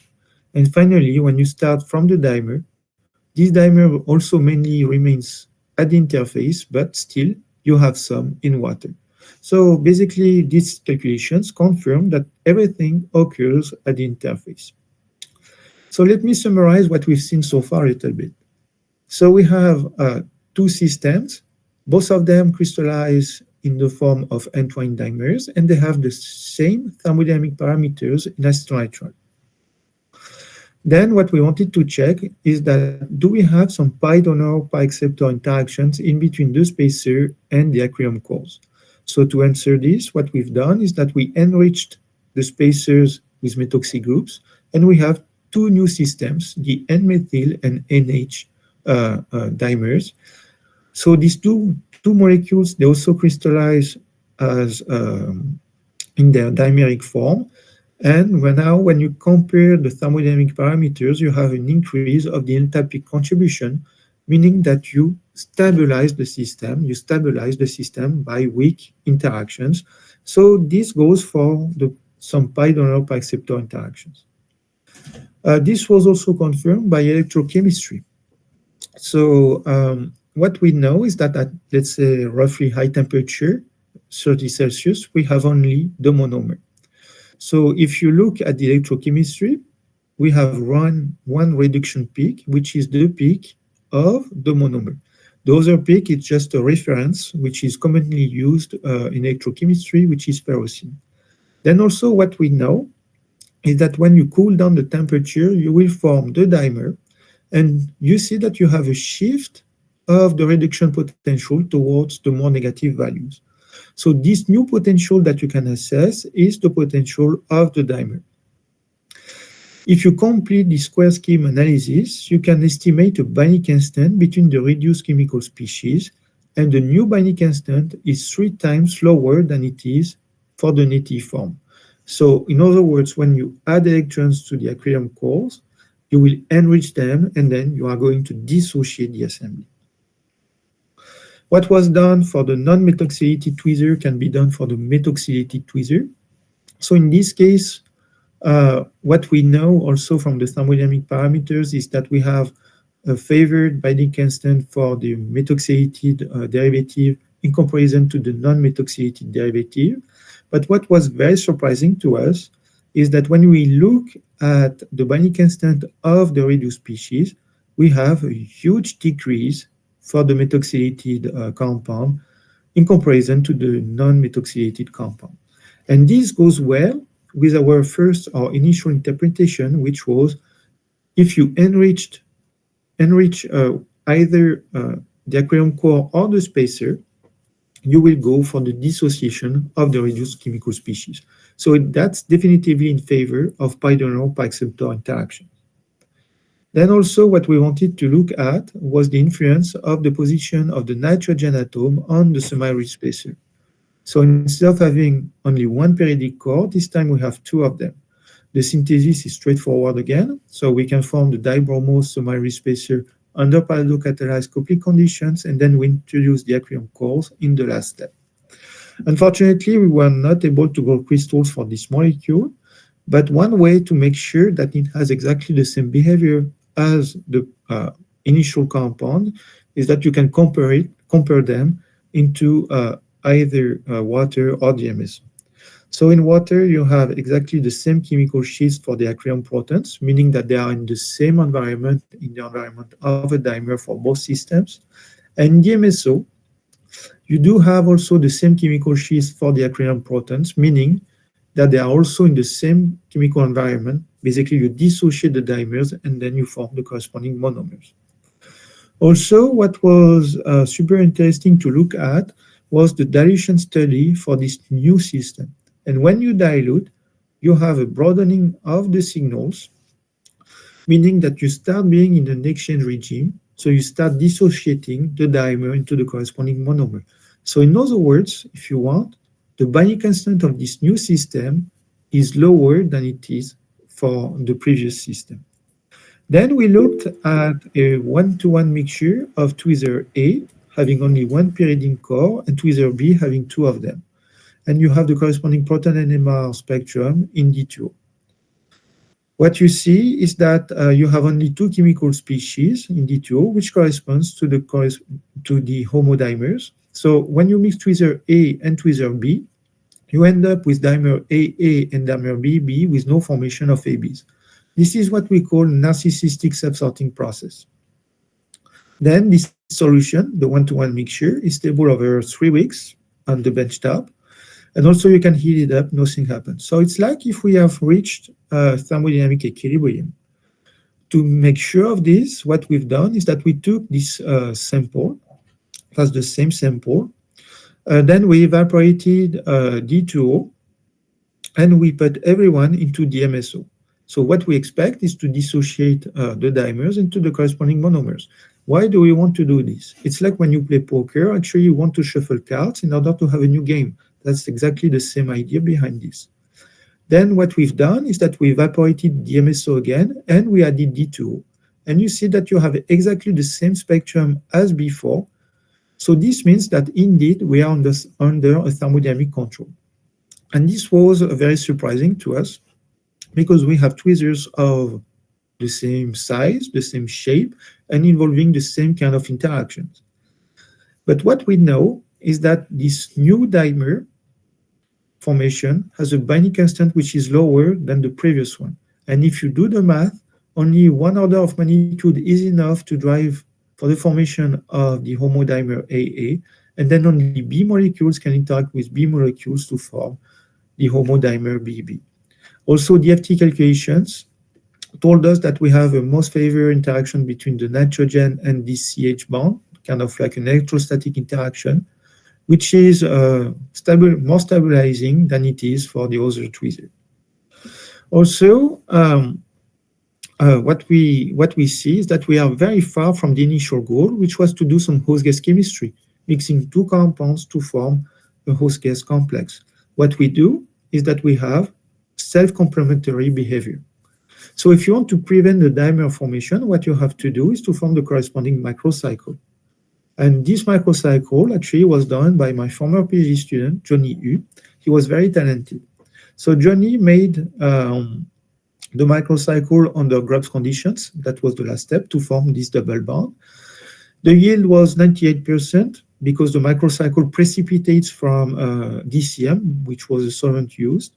And then you just had to filter the solution to get the pure compound. Also, Johnny was very talented and lucky because he was able to grow crystals. And we see that the molecule indeed crystallizes with one benzene molecule inside its cavity. So this benzene comes from the crystallization conditions since benzene was used as a non-solvent. So we can start thinking here that this receptor is good to do some host gas chemistry, more especially in solution. So one example I show you is with perilene. So for the one-to-one mixture of host and guest, you have upfill shifts of most of the protons in comparison to the isolated components. So this means that you have some pi-pi stacking interactions, except for the O prime proton, which is downfield shifted. And O prime is inside the cavity of the macrocycle, meaning that the gas goes inside the cavity of the receptor.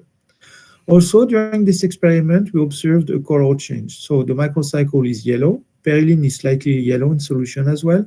And when you do the one-to-one mixture, you have a greenish color. This greenish color is the result of the appearance of a charge transfer band at 600 nanometers. So one more time, we have a partial electron transfer from the donor, here perilene, to the acrylon cores. Thanks to UV visible titration, so following this charge transfer band, we were able to estimate a binding constant of 1200 molar minus 1 in DCM, which is a huge gain in comparison to the previous systems. So we were right. To form the microcycle, it does prevent the dimer formation. Then also, Johnny looked at the chemochromic properties of the microcycle. So he converted the bis acridinium derivative into the corresponding bis acridane upon addition of hydroxide ions. You can follow the dearomatization of the acrylon cores by proton NMR spectroscopy, and this system can be fully aromatized under acidic conditions, and more especially using TFA. Then this new microcycle has no affinity for perilene. Why? Because first of all, you have a dearomatization of the acrylon cores, a loss of their negative charge. So basically, this motif is more like a diarylamine, which is an electron-rich building block, and does not want to interact with perilene. And also, the last thing is that you have a distortion of the cavity of the microcycle, since you have a hybridization change from the C9 atom here, from a carbon sp2 to a carbon sp3. Fortunately, the recognition properties can be fully restored upon addition of trifluoroacetic acid, and this is 100% reversible upon addition of hydroxide ions. So if you want, we have an on-off system for the recognition of perilene. So long time ago, about 5 years ago, I was showing these results to Jean-Marc Vincent, who is a senior CNRS researcher working at the University of Bordeaux. And Jean-Marc is an expert in perfluorocarbons. So alkanes which are fully fluorinated. And so I knew a little bit about these solvents, but Jean-Marc told me a lot. First of all, he told me that they are chemically inert solvents. So for instance, this mouse can survive into a perfluorocarbon, actually breathe the solvent, breathe the oxygen which is inside the solvent, and obviously it survived like this for 3 hours, but for sure the mouse was traumatized forever, and I don't know, I cannot tell you how long it did survive after this experiment. Then also, perfluorocarbons are non-miscible with water and organic solvents. So you will have 2 phases, and perfluorocarbons, they have a very high density of 1.8. So this means they will be often the bottom layer. And Jean-Marc told me the following thing. Since these solvents do not like to interact with any other molecules, they should be perfect to do some host gas chemistry. They cannot be in competition for the assembly. And also, since they do not like to interact with any other molecules, they should have some sorophobicity, a little bit like water, but in their ways. So to help you understanding this, I'd like to introduce to you this polarity scale, which is called ENT scale. N means normalized. So it goes basically from 0 to 1. From 0 to 0.3, you have the apolar aprotic solvents, up to 0.5, the polar aprotic solvents, and then up to 1, the polar protic solvents, with 1 being water. What about perfluorocarbons on this scale? They have a polarity of minus 0.05, which makes them the least polar solvent known so far in the literature. So they are even less polar than their corresponding alkanes. What is fun with this solvent is that they have also a variety of structures, so you can play with some of their physico-chemical properties, such as the boiling point, and you can see that we can go from, for instance, from 50 Celsius to 150. So we can do basically what we want with them. And also, what you have to know is that their boiling point is often lower than it is compared to their corresponding alkenes. So when Jean-Marc was telling this to me, I was thinking a lot about how can I bring my receptors into a perfluorocarbon phase. So one obvious strategy is to attach a long fluorophilic chain on the receptor. But this might lead to some very tedious synthesis or even purifications, and was not super happy about this. So I was already like, yeah, Jean-Marc, I'm not sure it's going to work nicely because having a long fluorophilic chain with dicationic molecules, I don't think it's going to work. But Jean-Marc told me, no, HP, you have all it wrong. I can bring a dicationic molecule, lithium twice by P, from DCM, so it's orange, okay, from DCM to PFC phase by addition of this highly fluorophilic carboxylic acid. And actually, how does it work? This carboxylic acid is going to form a carboxylic acid carboxylate counter ion, which is itself supramolecular, stabilized by a H bond in between the two units. And this counter ion will be fluorophilic enough to bring dicationic molecule from an organic phase to a PFC phase. So what we did is that we used our bisacridane macrocycle in the presence of the same highly fluorophilic carboxylic acid. And actually, it did two things. The first one was the rearomatization of the acrylon cores, the formation of the highly fluorophilic counter ion that brought the molecule from DCM to the PFC phase. Then also, we have no leaching of the macrocycle into DCM. So if you want to have it back into an organic phase, what you have to do is just to add few drops of methanol that is going to act as an H-bond competitor for the counter ion. So you will have a counter ion which will be less fluorophilic, only the carboxylate counter ion, and this time the molecule goes back into the organic phase. Then also we wanted to exploit our enriched fluorophilic phase with the macrocycle for the extraction of perylene from DCM. So this is what we did. After stirring, we have a color change from yellow to green. So this means that you have the formation of a host gas complex. And then upon changing DCM by fresh DCM, you can release the captured gas. And this experiment, thanks to few control experiments, allowed us to estimate a binding constant for the in the PFC phase, which is 2 orders of magnitude higher than it is in DCM. So basically, Jean-Marc was right. Perfluorocarbons can boost the association between a host and a gas due to their solvophobicity. And then we went a little bit further. We looked at a 1-to-1-to-1 mixture of perylene, anthracene, and naphthalene. So they were in the DCM source phase, and you have the GC chromatogram of this DCM source phase, and you do see 3 peaks. After stirring, we have a color change.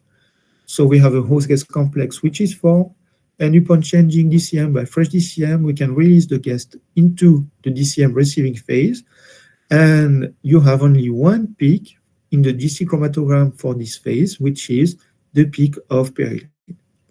So in other words, we were able to selectively extract perylene out of a complex mixture of polyaromatics. And if you want to do it by column chromatography, you will always end up with a complex mixture of polyaromatics. So that's pretty efficient in our case. How do we rationalize this? Actually, perilene is the most pi extended system, so that's the better donor because the HOMO is going to increase in energy. So that's the best donor, and then it's going to be more prone to give electrons to the aquarium cores. So you have a thermodynamic control on the extraction. Also, you can reuse the PFC phase 3 times with no loss of real activity. So that's very efficient system, and you can use it several times. We also looked at the electrochemistry of the microcycle. It has a first reversible reduction wave, which corresponds to the injection of 2 electrons, 1 per actinium, as supported by spectroelectrochemical data. And then when you add perilene to the solution, what you see is that you have a shift of the reduction potential towards the more negative values. And this makes sense because perilene gives some of its electronic density to the aquarium cores. So basically, they are less prone to accept electrons from the electrode. And that's why you shift the potential towards the more negative values. Thanks to this shift, we can do a square scheme analysis, and we can end up with a binding constant of 50 molar minus 1 between the reduced microcycle and perilene. So one more time, if you add electrons, you will dissociate the assembly. So with this microcycle, we've done also a 2-rotaxane. So just for a kind reminder, we have a rotaxane. A 2-rotaxane is composed of 2 units, a microcycle and then dumbbell. And then dumbbell has 2 bulky stoppers in order to prevent the dethreading of the microcycle from the thread.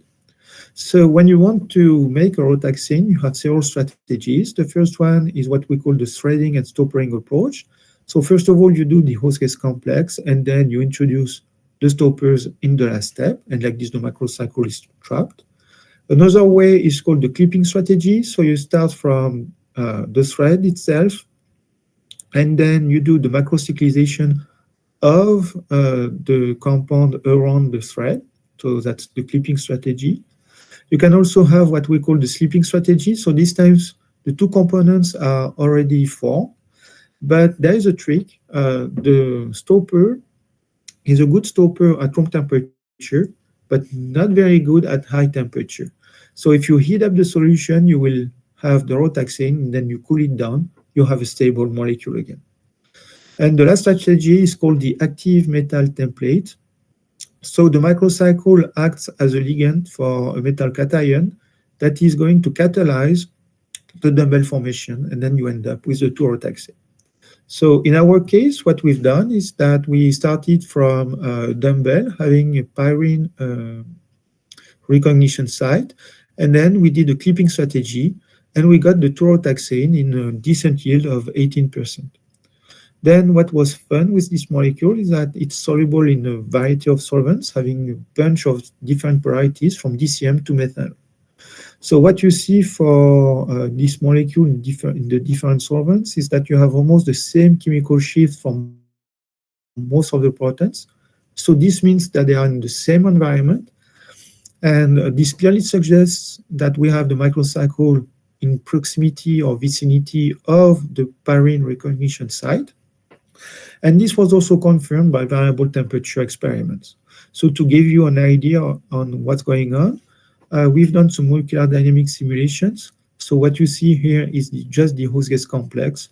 And over the time scale of the simulation, we have no real dissociation of this assembly. So we have basically no shuttling, okay? The microcycle resides at the same position. Then we wanted to look at the bis acridane derivative, so we added hydroxide ions. So the proton NMR of this molecule shows that you have peaks from the pyrene recognition sites, which are closer to what they are for the free dumbbell. So this means that the microcycle moves away from pyrene. Then also, you have only 2 sets of signal for this proton, which is called the M, that we call the MA proton, which is the proton of the stopper. So if you have only 2 sets of signals, this comes from the microcycle, which could be trans and cis isomer of its olefinic bond. So this was also only 2 sets of signals at low temperature. So we have no real dissymmetry of the two stoppers due to the motion of the microcycle. So we have a free shuttling of the microcycle along the dumbbell since there is no real specific interactions. So one more time to give you an idea on what's going on, here are some molecular dynamic simulations. So in red, you have the microcycle, in yellow, the dumbbell, and over the time scale of the simulation, the microcycle moves from one side to the other side of the dumbbell 5 times. So I hope it's going to do it because I saw it at the beginning of the video. Maybe I can just wait a few additional seconds. Yeah, here we go. So we see that the microcycle moved from the left side to the right side. So no real specific interactions, and the dithreading is prevented by the stoppers. Then we looked at the electrochemistry of the rotaxane. But before explaining the electrochemistry of the rotaxane, let me go back to the electrochemistry of the macrocycle. So I was mentioning that we have a first reversible reduction wave, but this reversibility is affected by a second reduction process, which is itself irreversible. So in electrochemistry, that's called an EEC mechanism. So you inject a first set of electrons, then a second set of electrons, and then the molecule transforms itself, becomes something else, and has another redox potential. So what about the rotaxane? It has exactly the same behavior, an EEC mechanism, but both reduction waves are shifted towards the more negative values. So this is expected for the first redox process because the recognition site gives some fixed electronic density to the acrylon cores. But even after reduction, the microcycle still feels the presence of pyrene since it's harder to reduce. So you have no real shuttling even after reduction. Then we wanted to look at the in situ conversion for the bisaccharidian derivative. So to do this, we have to change solvent from DMF to dichloroethane. So in dichloroethane, the first reduction process, which corresponds to the injection of 2 electrons, is splitted. So that's the same process. And upon addition of hydroxide ions, what you have, you lose the reduction or the electrochemical signal. And upon addition of TFA, you restore the signal.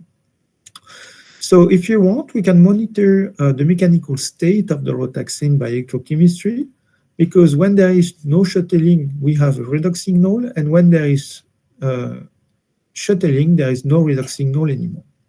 Then also, what we understand from this cyclic voltammetry is that we can differentiate the injection of the first electron and the second electron. So we can reach the mono-reduced species, and this was prepared by the addition of a little bit less than 1 equivalent of cobalt to zinc. And then we looked at the EPR spectrum of the molecule. So that's the red trace for the rotaxane, and to understand this, we had to compare it to the microcycle and to a model compound.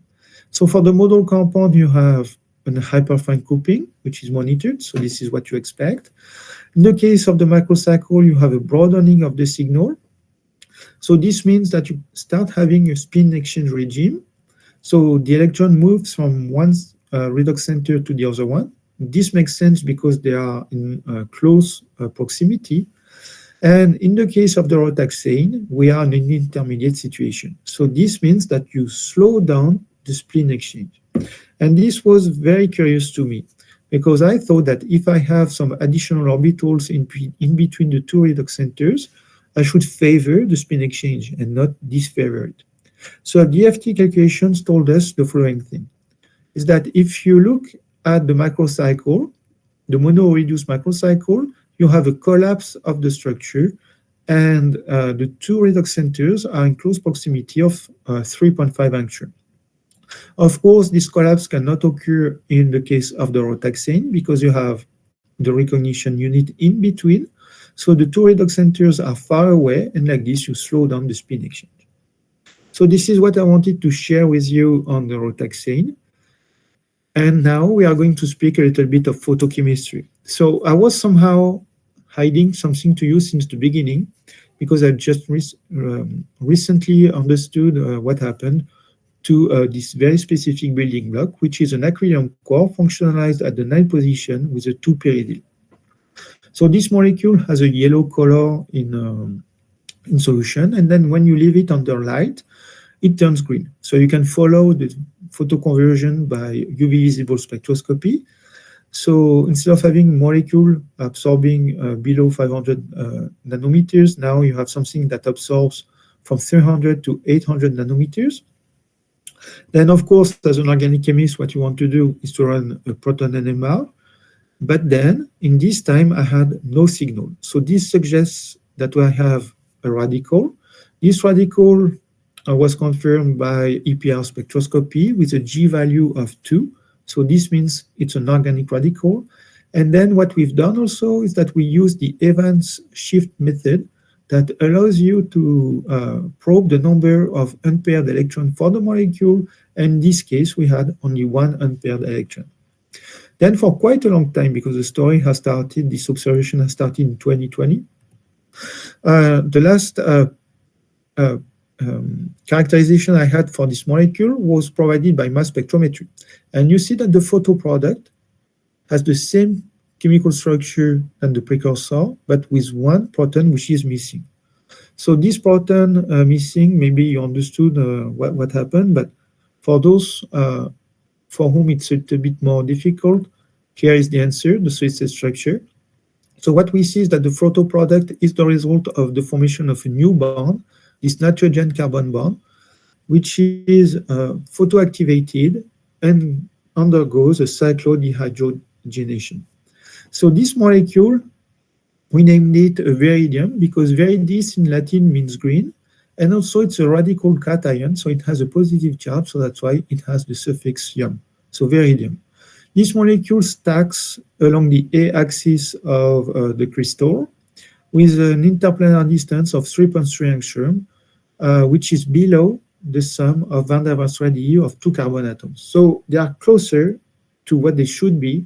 So this means that you have an additional interaction, and I'm going to explain this in the next few slides.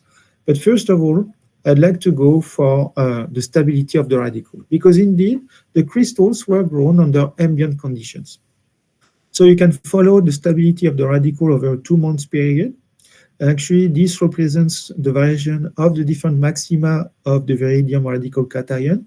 And you see that after 2 months under ambient conditions, so air, light, and moisture, you have only a 10% loss. So that's a very robust radical, no real reactivity.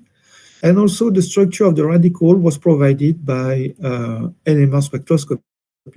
So of course, the radical is NMR silent.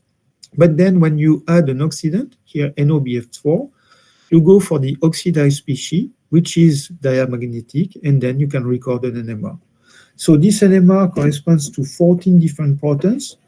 When you go for the COSY, HSQC, HMBC, C13, and everything you can want, you have, it's in good agreement with this chemical formula. And also when you compare the proton NMR of the oxidized photoproduct to the precursor, you see that you have a non-field shift of most of the protons, meaning that you have an extension of the pi system of the molecule. Then we looked at the electrochemistry of this molecule, because obviously it can be oxidized very easily. So actually it can be oxidized and also reduced, and you have 2 reversible reduction processes. Also, we calibrated this cyclic voltammetry using ferrocene, and ferrocene is stable under air, okay? So if you have a potential which is an oxidation potential which is above ferrocene, this means that most likely your molecule will not be sensitive to oxygen, and this is what you observe. Then rotating disc electrodes, disc electrode experiments tells us that we have 2 monoelectronic processes. And also this radical cation is a good candidate for electrochromism, because when you oxidize the molecule, you have a color change from green to orangish, and when you reduce, from green to pinkish. How can we rationalize this redox potential in oxidation? So let me introduce the reduction potential of pyridinium cores. So how difficult it is to inject an electron And all potentials are referenced against ferrocenium-ferrocene compound in this case. So we have for just a regular pyridinium a potential of minus 1.7 volts. So if you look at the LUMO of an acrylium, it has the major atomic weight at the 2, 6, 4, and nitrogen positions. So if you want to stabilize the injection of an electron, what you have to do is to extend the pi system at these positions. And indeed, you see that the redox potential is higher, so it's easier to inject electrons. If you want to stabilize even more the electrons, so you have to change the functional groups for something which is more relevant, such as an electro-withdrawing group, which could be an ester functional groups, or another pyridinium, which is itself electroactive. So we go for the very famous paraquat derivative. And if you functionalize the paraquat derivative with 4 ester functional groups, you can even go for an oxidation, you can go for a reduction potential of minus 0.3 volts versus ferrocenium ferrocene. What about the acrylium core on this scale? It has a polarity of roughly minus 1 volt because you already extend the pi system of the pyridinium at the right positions. And what about the viridinium, oxidized viridinium? So this time you can see it as a bipyridinium derivative, which is extended at the right positions to stabilize the LUMO. So like this, you can reach a potential of 0.3 volts versus ferrocenium ferrocene. We looked also at the photophysics of such a molecule. So if you want to understand the photophysics of a molecule, you have to compare it to model compounds. So we compared it to the 9-phenyl and the 3-pyridyl. What you have to look at is the fluorescence quantum yield and lifetime, which are decreased for our system in comparison to the 2 model compounds. So this is in good agreement with the fact that the introduction of the 2-pyridyl core will go for dark relaxation processes, and this is in a very good agreement with the fluorescence quantum yield of 33%. So basically 1 photons over 3 trigger the formation of the radical cation. The last thing we've done in order to understand what was going on in the photoconversion was following the radical cation formation by EPR spectroscopy. So under air, and after 15 minutes, we reach a plateau and we get the blue signal. Under argon, of course, this can never happen because you need air to abstract a proton at some point. And even after 15 minutes, you can never reach the formation of the radical cation. But what was interesting is that we worked with a sealed EPR tube. And if you leave this tube under air, you will slowly restore the blue trace from the red trace. So this clearly means that we have an intermediate, and the FT calculations told us that this intermediate is the result of the nucleophilic attack of the nitrogen atom at the 1 position of the acrylium core. The activation barrier for the ground state is too high, so it's not thermally favored. But once you go for the excited state, you see that the activation barrier is decreased, and that's how we form the radical cation. Then also I was mentioning about a special interaction for the radical cation. So if we change the contour ion from PF6 to a chloride salt, the molecule becomes soluble in methanol, and it has exactly the same spectrum as it was in acetonitrile. However, if we add a little bit of water, and more water actually, we go for a drastic change in the UV. So we have a blue shift of most of the transitions below 800 nanometers, and also an increase of the charge transfer band in the near IR, which clearly suggests that we have a radical interaction between 2 of them. So we have a pi dimer. Then this dimer formation was confirmed by the variation of the charge transfer band, which is linear as a function of the square of the initial concentration in monomer. So this means that we have only a dimer and no trimers, no tetramers, and so on. So thanks to this data, we can estimate a binding constant of 2.2 10 to the 6 molar minus 1 in water, which is kind of reasonable. What about perfluorocarbons? So we extracted the dimer from water into a PFC phase, more especially perfluorohexane, using the same strategy as before. So our counter ion, highly fluorophilic counter ion, and we have a good efficiency of 64%. The UV visible near IR spectrum is exactly the same as what we expect for the dimer into the PFC phase. So we do have some solvophobicity.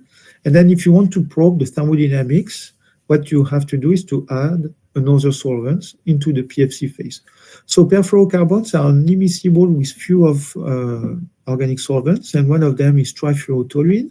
So, and indeed, when you add trifluorotoluene, which has about the same polarity as DCM, you have a decrease of the charge transfer band in the near IR and then the restoration of the spectrum of the monomer. So basically you dissociate. So what about the thermodynamics? So in water and perfluorocarbons, we have almost the same delta G value, meaning that we have almost the same binding constant, which is 10 to the 6 molar minus 1 in both solvents. So one more time, we confirm that perfluorocarbons have some solvophobicity. And this time, perfluorocarbons, we can measure it. It has almost the same solvophobicity as water. Then also what we've done is that we compared the thermodynamic parameters in trifluorotoluene and in perfluorocarbon trifluorotoluene in a 9:1 ratio. So what we expect is that when we increase the percentage of perfluorocarbon, we have a decrease of the delta G value, so an increase of the binding constant. We have a dimer which is more stable, which is the result of an increase of the entropic contribution. But what was very surprising to me is that when we look at the entropic contribution, we have a decrease of its value, meaning that we are going to have some order in the system. So this order cannot come from the dimer because the dimer is the same in trifluorotoluene and in the mixture of solvents. So we cannot order better the dimer than it is a dimer actually. So then what we have in terms of interaction, we have the interaction between the solvent and the dimer and between solvent molecules. What we know as well is that perfluorocarbons do not like to interact with any other molecule. So we can exclude the interaction between the dimer and perfluorocarbons. So what remains is only the interaction between perfluorinated molecules. So basically what we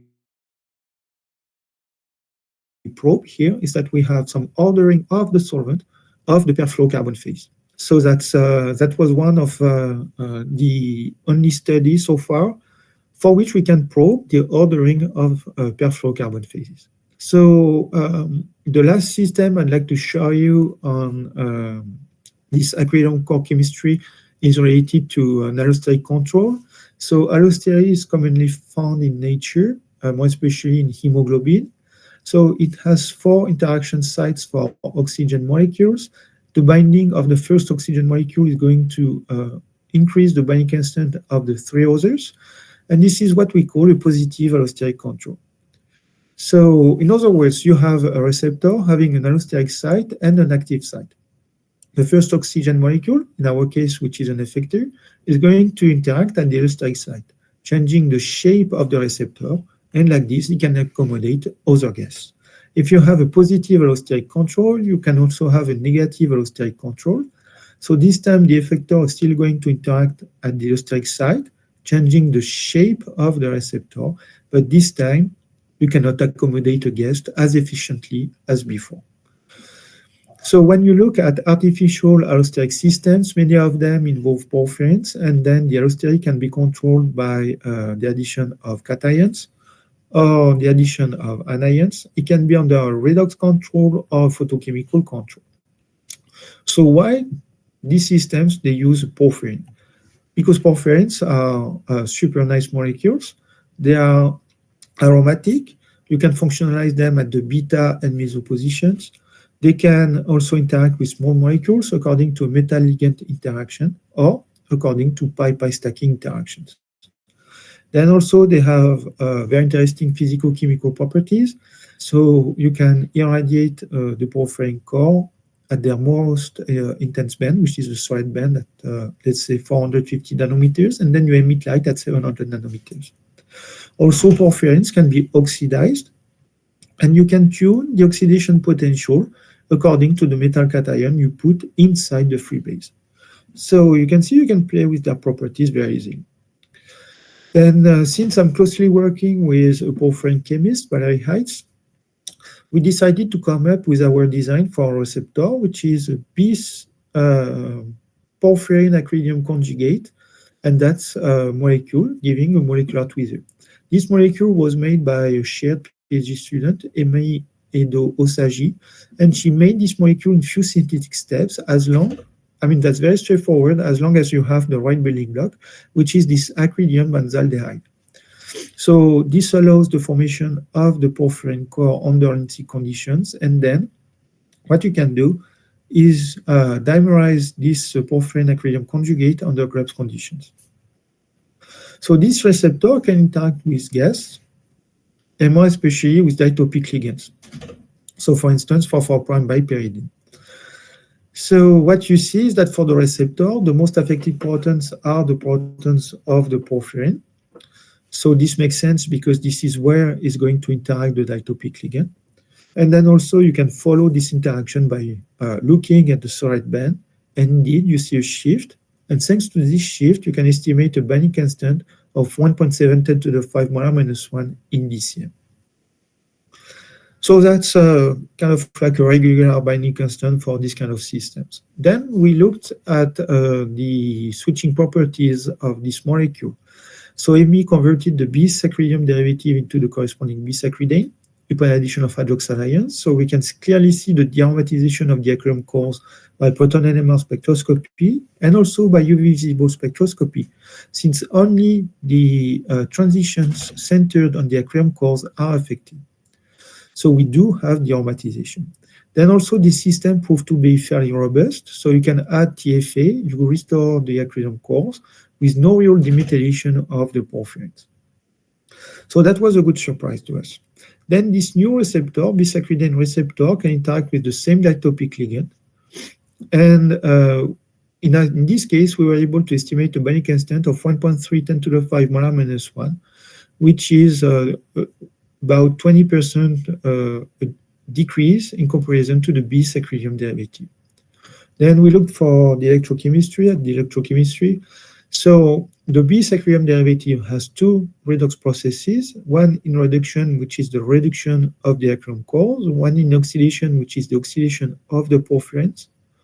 Then when you add the ditopic ligand, only the oxidation potential is altered because this is one more time where is going to interact the ditopic ligand for the porphyrins at the porphyrins. And also, if you complete the square scheme analysis, you have a new binding constant which is decreased. Then, what was done for the bisacridinium derivative can be done for the bisacridane. So this time you have no reduction potential anymore because the acrylium cores are not there anymore, and the new system has the same redox potential as a new redox potential, which is its own. Then, which is also altered upon addition the same ditopic ligand, and then we end up with a new binding constant. So what we can understand from this is that we can modify or change the binding constant, the affinity between a host and a guest, between addition of hydroxyl ions or by oxidation. So it seems to be quite simple, but I'm going to complexify the picture by summarizing again. So we have a receptor that can interact with a ditopic ligand with a certain binding constant. So then we go for the addition of hydroxyl ions. We change into the bisacridane, and this new receptor can interact with the same ditopic ligand but with another binding constant. Then these four states were brought by electrochemistry, leading to two new binding constants, and instead of having two independent square schemes, they are connected here, leading to a cubic scheme. So if you want, we were able to probe 8 different states for one single molecule. Then we went beyond this. We looked at the field of physics, and for the bisacridane derivative, when you irradiate the bands corresponding to the bands of the porphyrins, and you look at the transition absorption, you have a new set of bands increasing, which are the bands of an oxidized porphyrin and also the bands of a reduced acridinium. So this tells you that you have a photo-induced electron transfer that can also be triggered upon addition of the acrylium cores, which tells you why we have a decrease of the fluorescence of the tweezer in comparison to a model compound. Then we looked also for the bis acridine derivative. So these times we have no fluorescence quenching. And even if you irradiate the bands of the acridine moieties, this time you still see the fluorescence of the porphyrins, so which means that you had some energy transfer processes. So let me summarize a little bit again. So we have this receptor that can undergo some photo-induced electron transfer, be converted into the bis acridine, and do some energy transfer. What was done for the receptor alone can be done also in presence of the ditopic ligand. So this time we have a new charge recombination time for the bis acridinium derivative, and a new quantum yield and a new lifetime for the bis acridinium derivative. So we were able to probe 4 additional states for this system. I'd like to summarize this story about the acrylium core. So we started with very simple systems that can self-assemble, nothing too special actually. They can do some self-sorting, which was a little bit more intriguing to us. Then if you go for a fine design of these systems, we can selectively extract perylene out of a complex mixture of polyaromatics, more especially if you use the right solvent, which is perfluorocarbons. Then if you introduce this microcycle into orotaxane, you have a very complex mechanical response, which can be followed by UV visible spectroscopy and also by electrochemistry. And when you combine a multi-responsive building block with another multi-responsive building block, you have a very complex system showing more than 12 different states. But this story is about to be repeated again because we have a new little guy in our family and we have plenty of room to expand the complexity of this building block. So I don't know if I have time to speak about the nanocarrays, and maybe I have also a few slides about Strasbourg. Let me know what am I supposed to do. Sir, you may proceed, sir. No issue, sir. Pardon me? Can you Sir, speak you may louder? proceed. You may proceed. Okay. So just to mention, because Professor Nagarajan knows these people well, and we were involved in molecules on surfaces using an STM experiment. And the idea came from this man called Christian Joachim to have a nanocarrays of single molecules. So the second edition of the nanocarrays occurred in March 2022. So the idea was to deposit the molecule on a gold surface, a gold 111 surface, and to move the molecule from a point A to a point B. And what you see here are the gold reconstructions. So basically you have a track. So the idea is to use a very particular scanning tuning microscope because you want to see one single molecule. So you have to be under very clean conditions, ultra high vacuum, which is a vacuum of 10 minus 10 millibars. Then also we have some specifications about the molecule. So it should have at least 150 atoms, and that should also be a disymmetric molecule in order to distinguish the front and the rear of the system. Then we were all locked up for 24 hours in the same room, and we were controlling our instrument remotely, so from Toulouse, and our instrument was, of course, in Strasbourg. So 25 teams applied for the call, which was in 2020. Only 13 teams were selected, and finally 8 teams finally were engaged or were involved in the D-Day of the race. So when you were part of the race, what I often say to my students, it's like when you are part of this TV show, you know, it could be a Top Chef or whatsoever. When you are part of the first episode, this means that you've already done something right. So Christian contacted me, and he wanted me to be the captain of one of the teams. So I involved Professor Valerie Heitz, who was involved in the porphyrin chemistry. So 2 chemists we contacted Guillaume Schul, who is a physicist, and he has the STM, and he involved his postdoc, Anna Roslovska. And to understand the behavior of molecules on surfaces, what you need to have is a theorist. So we contacted Xavier Bouju from Toulouse, and he involved as well his postdoc, Hassan Denawi. So the molecule is very simple. What you need to do is to have a very small molecule, the minimum molecular weight to make it move fast on the surface. So that was a B-iridium complex, having an axle in between the two iridium molecules. This molecule has a strong dipole moment because you have the FAC isomers of the iridium complexes. So the 3 nitrogen atoms are facial. And then on the opposite side, you have 3 carbon atoms. The design of this molecule is very simple. We have a rigid molecule. It has a strong dipole moment, which is important as well for making it move on the surface. And then why we wanted to do this? First of all, because we were interested in molecular mechanics, so how the molecule behave on the surface. And also my physicist, Guillaume Schul, was interested in emitting molecules on surfaces, and the emission is usually triggered by the tip of the STM. So in March 2022, okay, we had the molecule, we were well prepared, and everything happened in Toulouse, so in this building called La Boule. So if I translate, that means the sphere, because it looks like a sphere, obviously. So that was a former microscope inaugurated by the French president in 1959, so very long time ago. This microscope was functional until 1999. And on the second floor, you have the generator, which looked like this, and if that's fortunate, now it's not active anymore. So the race took place in this area. We had computers to control the motion of the molecule on the surface. So the molecules, they need a fuel to move on the surface, which are electrons, and we had some turbulence. What was very fun during that day, that it was broadcasted on YouTube. And the race has started at 11 in the morning. And we were all stuck in this room for 24 hours. So 8 different teams having about 3 to 4 members each.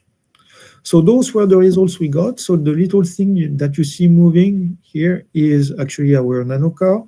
So we have only one single molecule on this surface, and that's a very large area. So we wanted to be very careful, because the idea was to say that if you crashed your molecule, you had to start your nanometrage, if I can say again. So we drove very carefully at an average speed of about 24 nanometers per hour. And at 5 in the morning, something happened. The molecule was stuck on the surface. So this tells you why we want to do this, because we don't understand why the molecule was stuck on the surface. So we still need to better rationalize the mechanical motion of molecules on surfaces. So you can imagine that was 5 in the morning. We drove so slowly that that was no purpose to look for another car. And we went to bed, and to our great surprise, when we woke up, we were reaching a good distance of almost half a micron, and we were on the podium, so the bronze medal. So Anna got the trophy, of course. She was the pilot. We got books. That was broadcasted, as I told you. That was a lot of fun. Just to mention about where I'm from, I guess that's good to share a little bit of my culture. So that's a map of France. If you cut the country in 2 parts, you have north side and south side. Paris is about in the middle of the north side.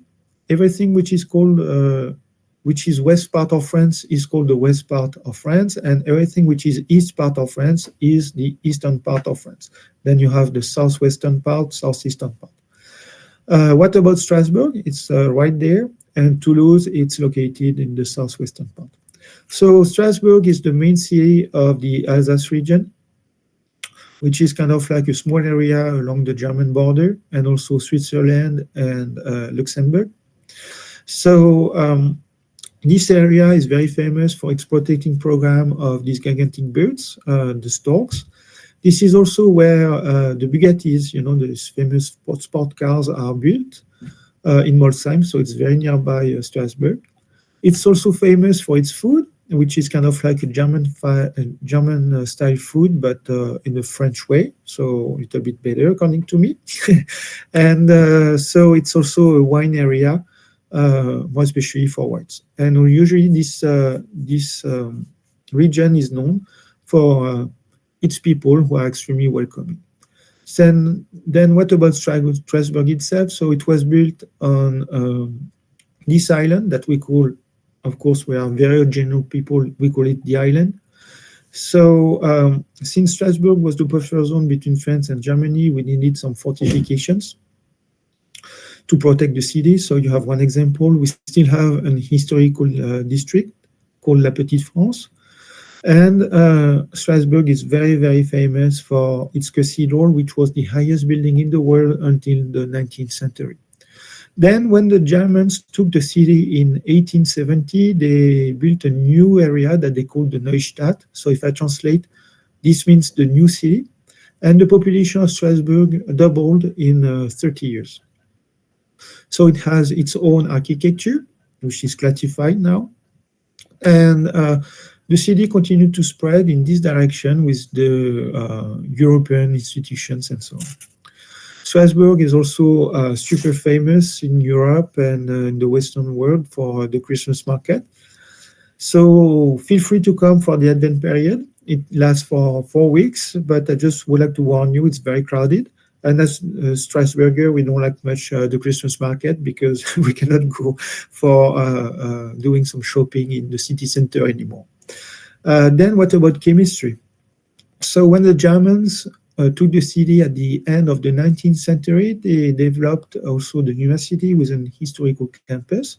So as you can imagine, we do not run any more experiments there because the buildings are not functional anymore for modern chemistry. So I'm located nearby on the Esplanade campus.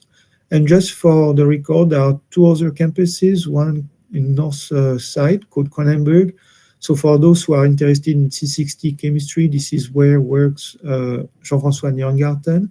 And then the south part of the city, Nilkirch, we have a campus more dedicated to pharmacological studies. So that's the view of the Esplanade campus. We can recognize the cathedral, the historical campus is right there. I work in this building, which is called the Lebel Institute, which faces what we call the Tower of Chemistry. This is where Jean-Pierre Sauvage, for instance, got his PhD before he was Nobel laureate. And also now, if you wonder where is located ISIS, so the terrorists, they are located right there in this building, so very easy to find them. And this is where are located the most dangerous of them, Jean-Marie Laine, Jean-Pierre Sauvage, and Marty Karplus. So Strasbourg is also a city strongly connected to chemistry, not only because of the current Nobel laureates that we have here, but also because it has hosted some very famous professors such as Louis Pasteur, Charles Wurst, Friedel, Gerhardt, Fischer, Staudinger, and many others. So I have no time to go through the entire list. So this is the end of my talk. I hope you enjoyed it. Of course, I would like to thank everyone who worked on the project, more especially the students, Johnny, Sonia for the nanocar race, and Amy.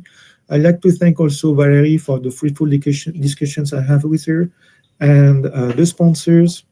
And I thank you for your attention, and I will be very pleased to answer to any of your questions.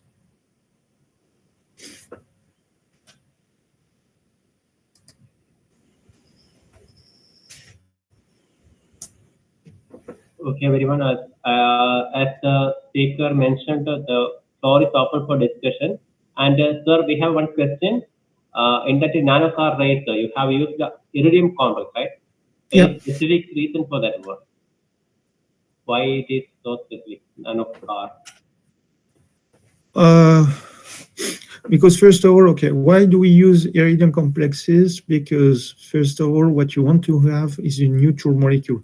I didn't mention this, but when you want to put the molecule on the surface inside the STM chamber, you are not going to open the STM chamber and then do the vacuum again. So you do it under vacuum, under ultra high vacuum, which is 10 to the minus 10 millibars. So to give you an idea, it's about 1,000 times more molecules in the gas phase than it is in the interstellar space. So those are very clean conditions. And so if you want to go for the deposition, now you have only few techniques which are available. What you can think of is sublimation techniques. So if you have a charged molecule, actually you understand that subliming the molecule will be more difficult than it is neutral. So, so that was the reason why we wanted to do this. Also, the iridium complex, in addition to be neutral, you can control the position of the phenylpyridine ligands. So if it's in a trans environment, you can have a strong dipole moment. And if it's in a mere environment, of course, the dipole moment will be cancelled. So yeah, I hope I was able to answer the question. Fine, sir. Actually, one more question. Actually, it is related to your slide number 7. 7? Yeah. Okay.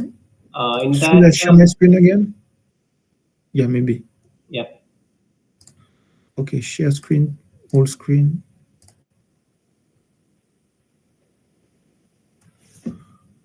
Okay, do you see it? It's coming. Okay. Okay, question is simple. Is there any possibility of polymer formation or polymer product formation? I'm not sure I understand. I mean, maybe in this case, right? For the second yes, step. sir. Am I right? Yes, sir. So actually what we do is that we use a huge excess of the dibromo derivative, which is pretty cheap. So we never observed the polymers. So often what we do see is that we have an extra phenyl ring. That's a very good question, because usually also what you can do is to form the ring, the macrocycle, basically 2 of those. But in our case, we cheat on the conditions, so we use 5 equivalents. Okay. Okay, one more question. I think it's very lengthy. So, okay, it's written. Thank you, sir. Excellent presentation. Yeah. Can supramolecular compounds be used for the design and synthesis of COF materials? Yes, there are some examples in the literature, many of them. And so if I may suggest, look at the Stoddard group. They've done metal organic frameworks, many of them having rotaxanes. So I don't see why COFs wouldn't be able to be made. Then are there specific types of supramolecular systems that are more suitable for COF formation? And how do solvent choice of reaction conditions influence their crystallinity? Have you an idea, sir? So, okay, the best for COF formation would be most likely a 2-rotaxane, because rotaxanes, they might be linear and very rigid. That was also the work of, let me think, the work of, so someone did it. And also a friend of mine did it in Marseille, David Bardelon. So yeah, we can think of rotaxanes. This might be better. And then in terms of solvents, so what you have to understand is that you start from an assembly, okay, it's dynamic. But then for the rotaxane or catenin, which are 2 rings, it's just a molecule again. So you can put it in any other solvents, any solvents you want. You won't be afraid to dissociate anything. So I guess you can use the solvent you want, almost the solvent you want. Of course, you might affect slightly the interaction within the assembly, but I don't think it's going to be a big deal, at least for the COF formation. HP, excellent presentation. Thank you so much. I'm so glad Thank you to so see much you. for, Oh, yeah. yeah, after a long gap, just I'm listening to you. It's nice, excellent work, and the way in which in-depth study, right? It's great. And Yeah. what about the molecules? You have made macromolecules, right? Many of them. So what about the relative yield and yeah, purification and all? Yeah, so I mean, in our field of research, I mean, you know it well. The yields are not so important. What matters is to have enough material to run the characterizations. Yeah. So, for instance, if you look at the porphyrin synthesis here, we have a yield of 12% for the formation of the porphyrin. For sure, Okay. it's the limiting step, but still, we can still work with this and run many different applications. We are more, how can I say? We are more thinking of the physical chemical properties than having a molecule in a very good yield. We are not in the field of catalysis, where you should have 80 or 90% yield. Then in terms of purification, I would have to say that most of charged molecules are very easy to purify. Yeah. No big deal. You can play with the contour ion, with solvents, very, very easy. I mean, the problem was once again with these porphyrins, because I didn't mention, but we played with the length of the chain. And if it's too short, the molecule is not soluble. If it's too long, the molecule is not soluble again. Yeah. So you need to have to find the right balance. Yeah, it's a Right. problem of solubility. Actually, one more thing. You worked on the CV studies at a different temperature for Yeah. one molecule. I don't remember. What about the temperature variation and Yeah. yeah, you So said very low good temperature, question. high temperature. So the temperature variation was from plus 30 to minus 30. So Oh, minus why 30. were you? Yeah. Okay. Why this? Because we were limited by the solvent. Right, Only right. this. Then Yeah. also what you have to take care is the counter electrode. Mm-hmm. So, no, the reference electrode, which was silver. So the potential of silver, I mean, how can I say, type 1 electrode drifts with temperature, so it's not a good idea. So that's why we introduced ferrocene to Okay. calibrate, the curve at each temperature. And then also the problem was, the question we had is, what happens for the shift here? Could it come from a drift of the redox potential of just the actinium unit itself, alone? So what we've done is that we looked at the model compound, so just this 9-phenyl actinium core. And actually, we have just a very small shift of 3 millivolts. So the shift we see for the dimer comes from the dimer formation. This we are sure of this. Right. Yeah, and of course that was a lot of control experiments. Yeah. Mm-hmm. Good, good. So any other questions from the audience? Others? So I guess I saw one, slide 47. If you allow me to answer, yeah. Yes, Yeah, sir. please.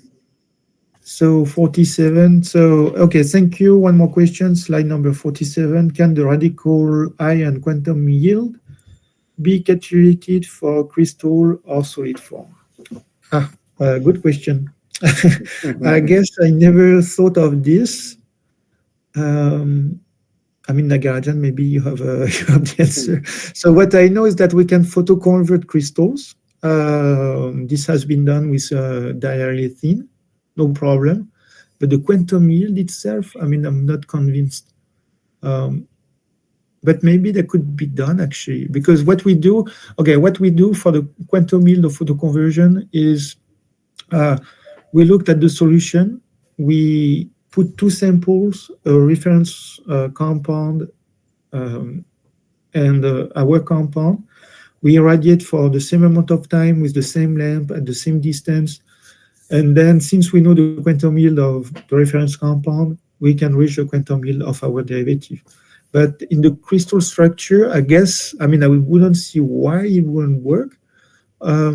If I may suggest, there is the handbook of photochemical conversions or something like this.